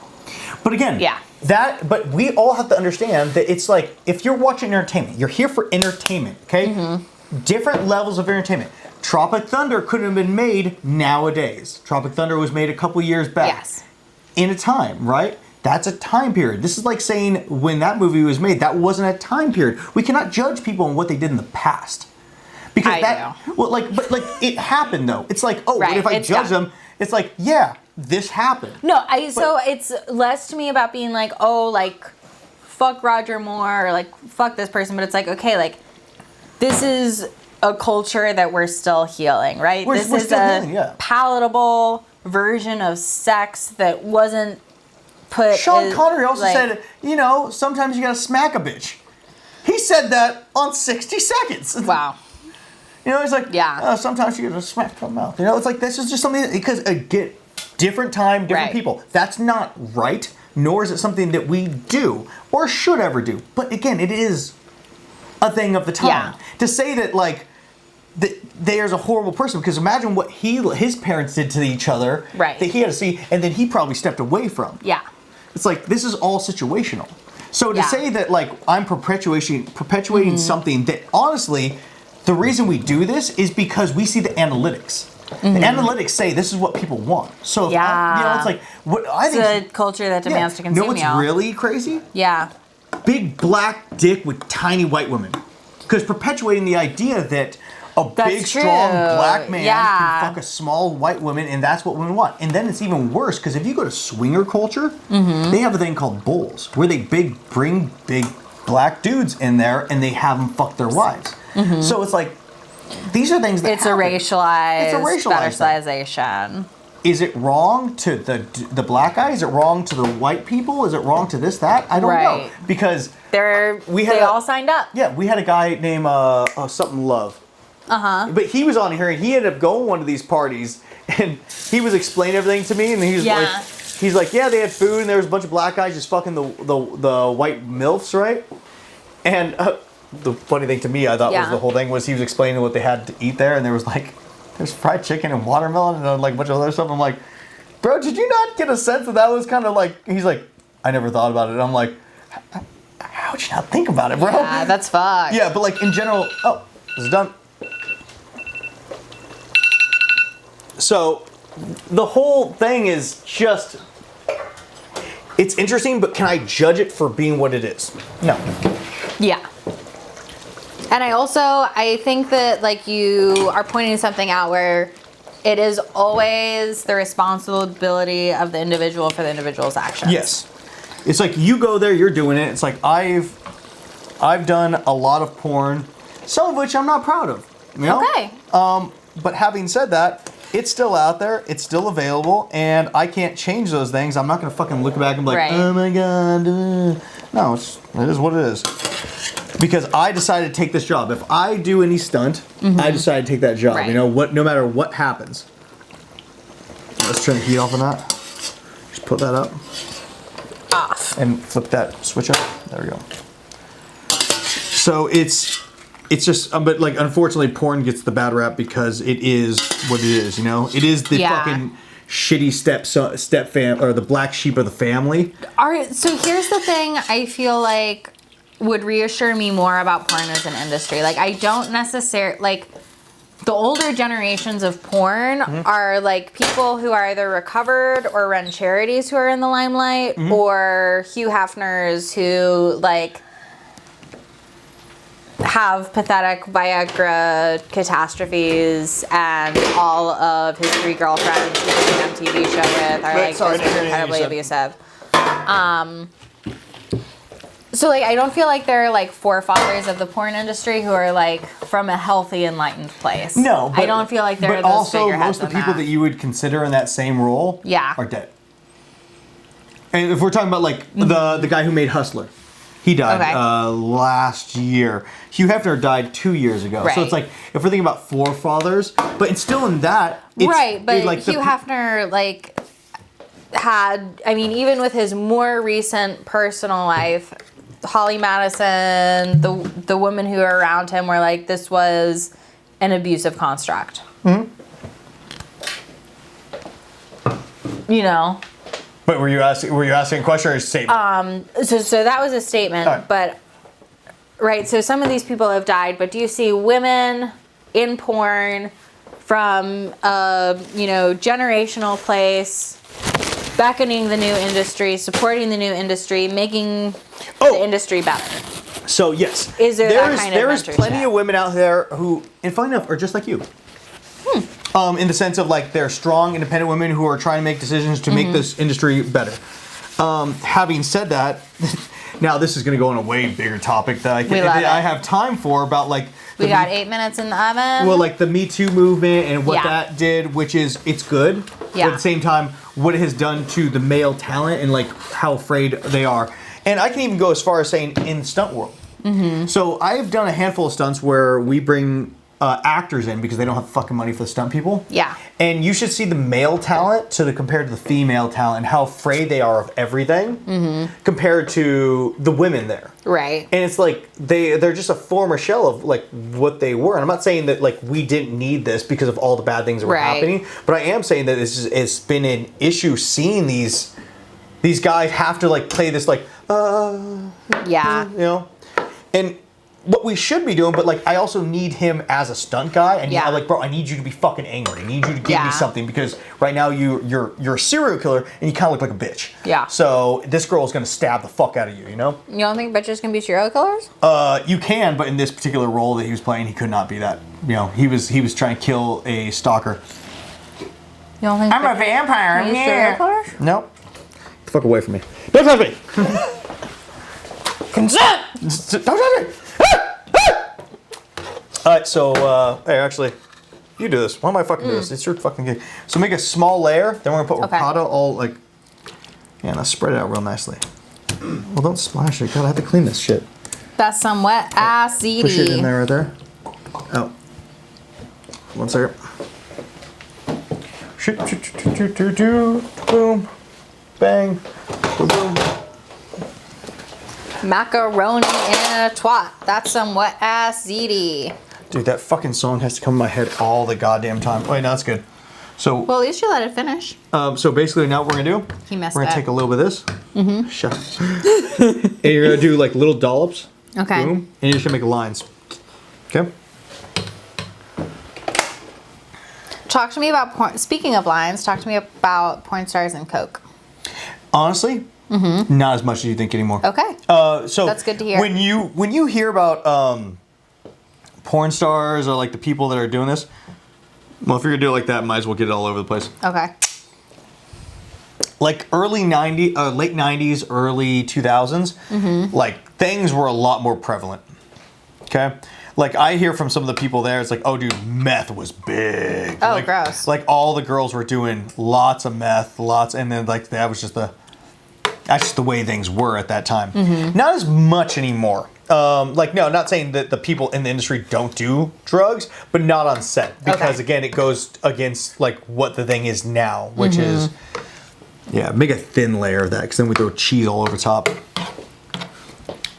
So it's not as prevalent on set. I've been on sets where I've seen a girl do some shit, and I'm like, what the fuck? I had one time when I was new. And is that like a set would maybe get wrapped over that, or everyone just pretends it's not happening? No, the set, like on the particular days, maybe I saw it and I was new and I didn't know what to do. Got you. You know, there's just different things, scenarios. You know, dump a nice fine layer of cheese all across the top, and then we're gonna dump more of this and we're gonna do the same thing twice. Oh, this is gonna be so fucking good. Dude, we're gonna take a nap after this shit. Oh my god. That's some wet ass That's pussy. ziti. Oh, sorry, yeah. So yeah, there is little issues like that, but not nearly as prevalent anymore at all. Okay, that's nice to hear. It'd be like the same thing about like stunt people drinking heavily on set, and I don't think it's as much anymore. So for me, it's never been hearing about drinking heavily. It's always been people doing a lot of blow. I can see that. And more the LA market and more one of the LA little stunt clubs. But we're not going to name names because it's all political. Yeah, I'm always blown away by people's ability to do. So like I know there's times where I've gone on set and I'm like supposed to do a big stunt, so I took a bunch of pre-workout right before, just kind of get me amped up. Yeah. You know, because there were certain I've things. done pre-workout if it's like an 18-hour day and it's like, oh my God. But I remember being on one set where, what is it called? It's not Dayquil. It's like something to clear up your nose for when you're sick. Uh-huh. What is that? Vapo rub? Whatever it is. I remember hearing the stunt coordinator the whole time. He's like this, hey guys, we're going to be here all night. So if at any point you need to, go hit some of that, fucking drink some coffee, get back out here. We're going to go all night. And I was like this. It's like, what? This is an option? Now more ricotta, more cheese with a bitch in the oven. Okay. And I always thought that was a real interesting, just interesting as fuck. Like that would, like really? We're just going to go like that, bro? Might as well just, I didn't want to cocaine. Also, a drone almost fell on like 20 stunt people that day. Yeah, I've had mispiloted drones before. It's always interesting to watch. It's honestly people. One, you need a commercial droning license if you're doing a drone for any commercial purpose, and a lot of productions do not actually demand that because it's my gene, it's my business. So that's an aspect of it. And then people don't realize how catastrophic drone failure can be, especially when you have people and machines in the way. Luckily, I've only seen expensive things go wrong, not physical damage to people go wrong. Yeah, dude, this one was like one of the big ones, like half the size of this table, with the wingspan, and we all just stare. We stare down at the guy, right? And plus momentum, plus gravity. That's half a car. And it's in the building. It's gonna take. And so there's the roof. So all we hear is, and you can see all the guys, like you can hear it, and you just like you can't move. You just hope it's not above you, and you hear, because I can see the pilot. And he's like this. Oh, and it literally hits the roof and just falls, and I look back and see all the stunt guys just jump out of the way, and the drone pilot's like this. And I'm like, what the fuck are you doing? Like, that's a lot, bro. Yeah, I've had, I was stunt driving with like 3 actresses in my car, and a drone got stuck in wires and went down, and I just like drove away from it, but that was a production that did not have permits. Yeah. And I was in a prop car with imaginary license plates. So I got a story. Had anything bad happened, somebody really, really, really wanted to throw the book at me. Right there. Because production did not cover their bases because they decided to be cheap. Yep. I could have been charged with driving an unregistered vehicle. Because cheap 99 is not professional 99. Yes, ma'am. Oh, you want to hear a fun story about that? When I was in porn? Always. All right, so similar thing. This is good. Oh, you want to throw it in the oven? Yes. Spank it. 3 ceremonial spanks. Pat, pat, pat. All right. 3, 2, 1, go. Top rack? Yeah. Okay. Ooh. We did it. Yeah. So, I remember I was doing a porn scene, right, for I can't remember what company, but anyway, it doesn't really matter. But I did a porn scene for them, and I get there, and they're like, hey, so we're going to need you to be in cop outfits in a cop car. Oh, yeah. And I'm like, oh, cool, like, dope. No, I've had friends almost be shot because they're in cop cars. But here's where it gets funny. So I've had to do this twice in my career, and they give us legit head-to-toe full cop outfits. Which, if you are not in something covering it, on a set, with permits, with a proper log-off, with a proper, I just spat, but police department there, and we have... You can be charged... None of those things. ...as a performer with the felony of impersonating a police officer. And we have none of those things. So, me and my late buddy Jake Adams, who has since passed away, we get in a car and we're in the front seat and we have a camera guy in the back, right? And it's a full legit cop car. There is nothing on that says not legit. And we have to pull out of the building, around the street, so we can come in from the other side. And basically, the POV, it's going to be a cop motion where the guy follows us, and we're going to chase some girls down and handcuff them, and then we fuck them, obviously. And we get out in the street, and we pull right behind 2 cop cars. And we're just like this. My buddy's got warrants on him. I'm fine. But I'm still But in a you're not full, fine if you're impersonating an officer. But at least I don't have warrants. But I'm still in full cop outfit with, I think, fake guns on me. And like everything is 100% legit. And I'm just like this. And we're just sitting there. The camera guy's in the back. He's shitting bricks. We're all shitting bricks. This is the longest light I've ever been at. And as soon as the light turns green, they go right and we had to go left. I was like... And then we had to drive straight to the spot and just like act like nothing happened, man. It was the sketchiest thing I've done in a long time. Good times. Miss those days. But yeah, there's doing a movie. Make sure you get the thing on it that says, you know, I'm not a police officer, or you know. Yeah, and even in rural locations, they'll try to not get permits because they don't need permits. But even when you do have permits, pedestrians blow lock-offs. Like one of the gnarliest almost fatalities I've seen on set was a pedestrian near Wall Street, investment banker, probably has not been told no or has interpreted that in the frat boy version of no his entire life. Got told no by PAs, you can't barge through this lock-off. Stunt driver comes through, almost fucking kills the guy. And it's like, even though that was a network set and they were doing everything right and everything by the book, they were still filming downtown New York. Lock-offs are only as good as, one, the people running them, which I think they were doing a good job, but two, like, yeah, it's gnarly. Yeah, it's good. No one got hurt that day, but it could have. It could have gone really wrong. And as a stunt driver, you would have been legally responsible for hitting a person with your car, despite the fact that it's the same as a gun. A car is a weapon. Yeah. Same as a gun. Falls on the user. I think that's interesting for people to hear while we got 4 minutes on this one. Now, we can either talk about liability as a stunt person, or we can talk about... No, we got to talk about that because it doesn't matter. Nobody wants to hear my stories anymore. They're here for you. I'm here for you. Yeah, it doesn't matter what you're here for. It's them. They've heard the same stupid shit from me all the time. Now, as a stunt person, right? Yeah. Let's say fireworks. You do fireworks, right? You're on fire. Everything is good. Yeah. Ember catches... Something catches on fire. Right. That's a liability on you now, right? It's not production. So if I'm the person... Okay, so like let's zoom out. Yeah. Production hires a fire rigger. Fire rigger hires their team. Double is needed either from the team or from somewhere else, and they're either trained before or they're trained by the team before the day.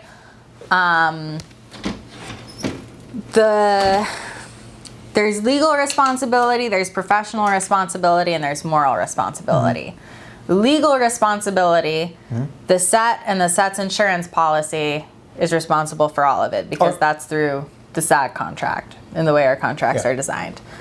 The moral responsibility, if I'm the performer on fire, I am stepping into that role and I'm mentally granting a key fire rigger, other members of my team, with the responsibility for spotting embers. Because if I'm a performer, my responsibility is performing and taking care of my other performers. It's not necessarily rigging the burn. Yep.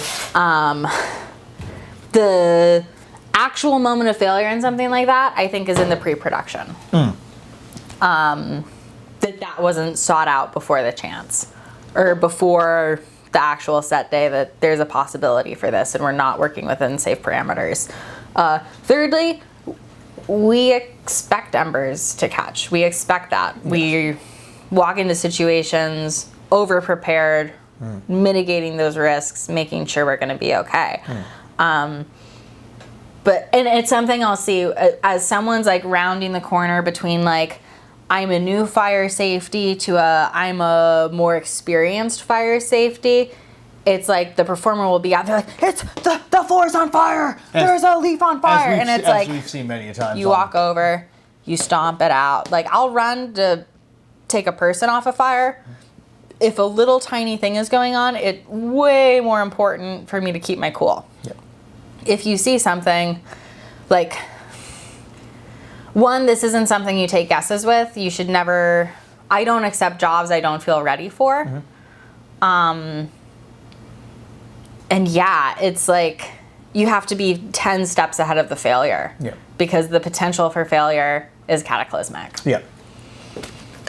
It's a interesting thing when you think about that, and like when you see a movie and you see like people on fire, it's like you know when things about all the extra shit that comes along with it. It's like how that one fire burn probably took months of planning, you know? And or just hire a fucking professional. Well, yeah, but not everyone's yeah. But so legal responsibility would be on the production. More like professional responsibility, reputation stuff would probably go back to the fire rigger if there is something truly cataclysmic.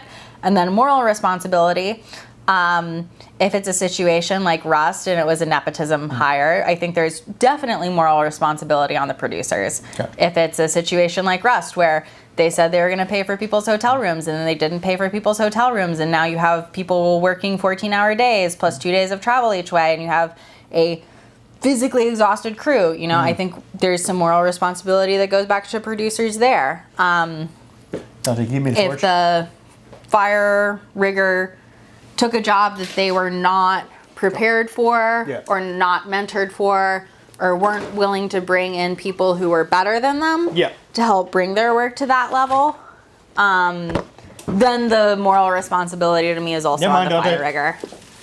If a stunt performer advertises themselves and say, oh, I've been on fire a lot, just kidding, I'm gonna freak out and run at the fuel table, which I've seen happen, then the moral responsibility is on the stunt performer. Yeah. Now, while we let this cool for a second, because obviously that looks amazing. I love that we're talking about set ethics. Huh? I love that we're talking about set ethics. It's one of my favorite things. Well, I think it's something that needs to be talked about because again, it's like one, I want to talk about what as a stunt performer you can give us enlightenment because again, I'm bringing people together in this show so I can have people understand what cool things you could do, but also what's the little things you wouldn't think about. And also like in a porn discipline or in a stunts discipline, we're telling these heightened stories, these heightened stakes, and we're doing them safely. Yes. Right? Ideally, we tell this heightened tale, and then everybody going home at the end of the day doesn't have physical, mental, emotional, or spiritual trauma. Yes. Given what they've chosen to do. And we prefer that because I know too many people who have trauma from that. And it's like, that's not what we're here to do. It's not. This looks like a pizza. Yeah, the cheese is... It looks like the Papa John. Yeah. I'm like, yeah, it's freaking... Oh, it's like done now. Oh yeah, so okay. That's done. It's just trying to get this out in a way that I can... Oh, that's what I thought was going to happen. Garnish. So this is the problem with baked zitis. I have never figured out a way, maybe that's because I don't cook that much Italian food, where I can make it look nice coming out.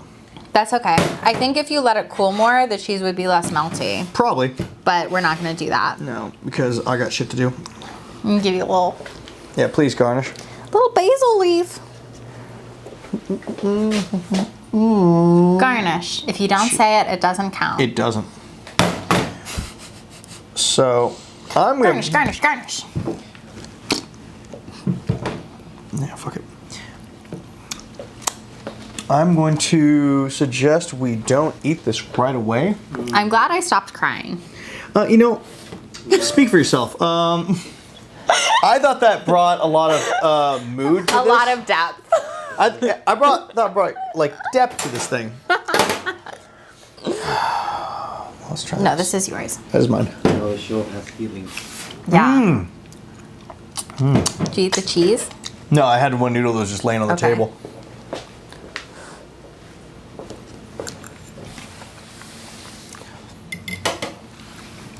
I'm excited. Okay. I'm too hungry to fucking do this shit. I haven't really... Those are the blowjobs he's most famous for. Oh, yeah, Oh. Ooh. What's the like when you shoot with someone you don't know doing a porn scene? Yeah. What's the best case scenario? She likes sex. She likes you. She's a fan. And she just wants to have a good time. Okay.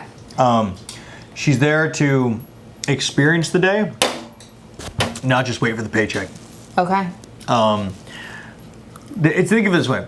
If you get someone who's dead to doing a stunt and they just not putting their effort, like if Yeah. they do a fight scene, but they're just like, they're going to get hired, but they can't really, they're not. They don't care. They don't give a fuck, you know? Is that fun to work with them?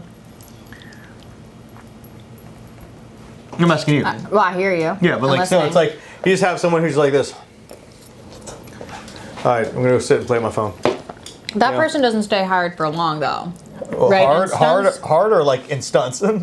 Well, no, like in stunts, like you're just not gonna be employed a lot if that's what you bring to the table. Yeah, but like I'm trying to think of something that equals out. So like when it comes to porn, someone who's just not interested in who's down, like it's like that's not a fun day for anyone. you Yeah. know? I don't want to be there, and it's like but the thing is, I have to keep my dick hard. Professionally. To you, and it's just you're not like I'm not saying it's not saying it's your job to keep me hard, but if you act at all like you want to fucking be there and just like treat the scene like it's like you want A little reciprocation. Yeah. Now there is days where it is Yeah. 100% my fault why nothing's working, Okay. but in general it's this is really good.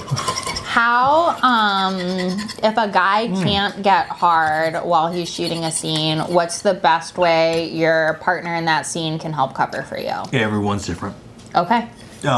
Some guys like I know there's one guy who goes to a corner of a table and he'll just drop his balls right in the corner, a sharp corner. Everyone's a little different. There's a guy named Tommy Pistol who like his foreskin chewed on. Okay. Like chewed on. Yeah. I've not heard that one before. Yeah. Yeah, so it's not I'm just learning new things. Yeah, it's not just one or the other, but how do you like this? I really like it. I like that it's a little bit spicy. Yeah. I did ask for a gratuitous amount of cheese, and I feel like you really stepped up to the plate. I Yeah. try. I'm way happy about this. I'm really happy about this too. And I'm actually like, I love talking set ethics and production ethics, and like, yeah, I love that we got to have this talk. This is most we got to talk more than about like, Without being like, oh, fire stuff. Yeah, fire burns of whiskey. Yeah. Which are some of the better things in life. Oh, wait. Wait. Ben's had a question. My cheese! Just want a goopy facial. It's in my eyes. A role you've wanted to play. For me? Yeah. For the lady. For the ladies. Miss Stunt lady. Anytime I get to play a woman with agency. No. What? You're going around. Sorry? What role would you want to have? In the future. No. In the past. Yeah. Let's go past and future. That I've played. Like a role that I wanted to play in the past. That you would want, that had wanted to play. That I had wanted to play in the past. A role I had wanted to play in the It's like a movie that she was trying to get, but she didn't. Yeah. Oh. Oh, okay. I fail all the time. One of my most recent failures that I'm deeply proud of is I got an availability check to be a grandma in prosthetics doubling for an actor on SNL, but they got availability checks from a bunch of different stunt performers before they hired the actor to play the grandma. So I can't say I had an availability check from SNL as a stunt performer, but I did not get the job because of that's the way the industry goes, baby. And it was a next day avail request. So, I mean, those are always like, they're scrambling. But yeah, I want every job I get like submitted for because I love money and like I kind of know the realm of work I'm gonna get hired for because I know what my specialties. I like doing pardon cool me shit, are. you know? Yeah. Oh, what's up, baby? Yeah, I'd say that was my most recent like so close, so far away. Well, on a similar note, Yeah. let's tell everyone where they can find you, what's new in your life, and like, is there anything they can watch out for? You have anything special coming up? Because I think you were interesting as fuck, and Thank you. if you have anything that they can like follow you on or like do anything like that, it's like Any platform.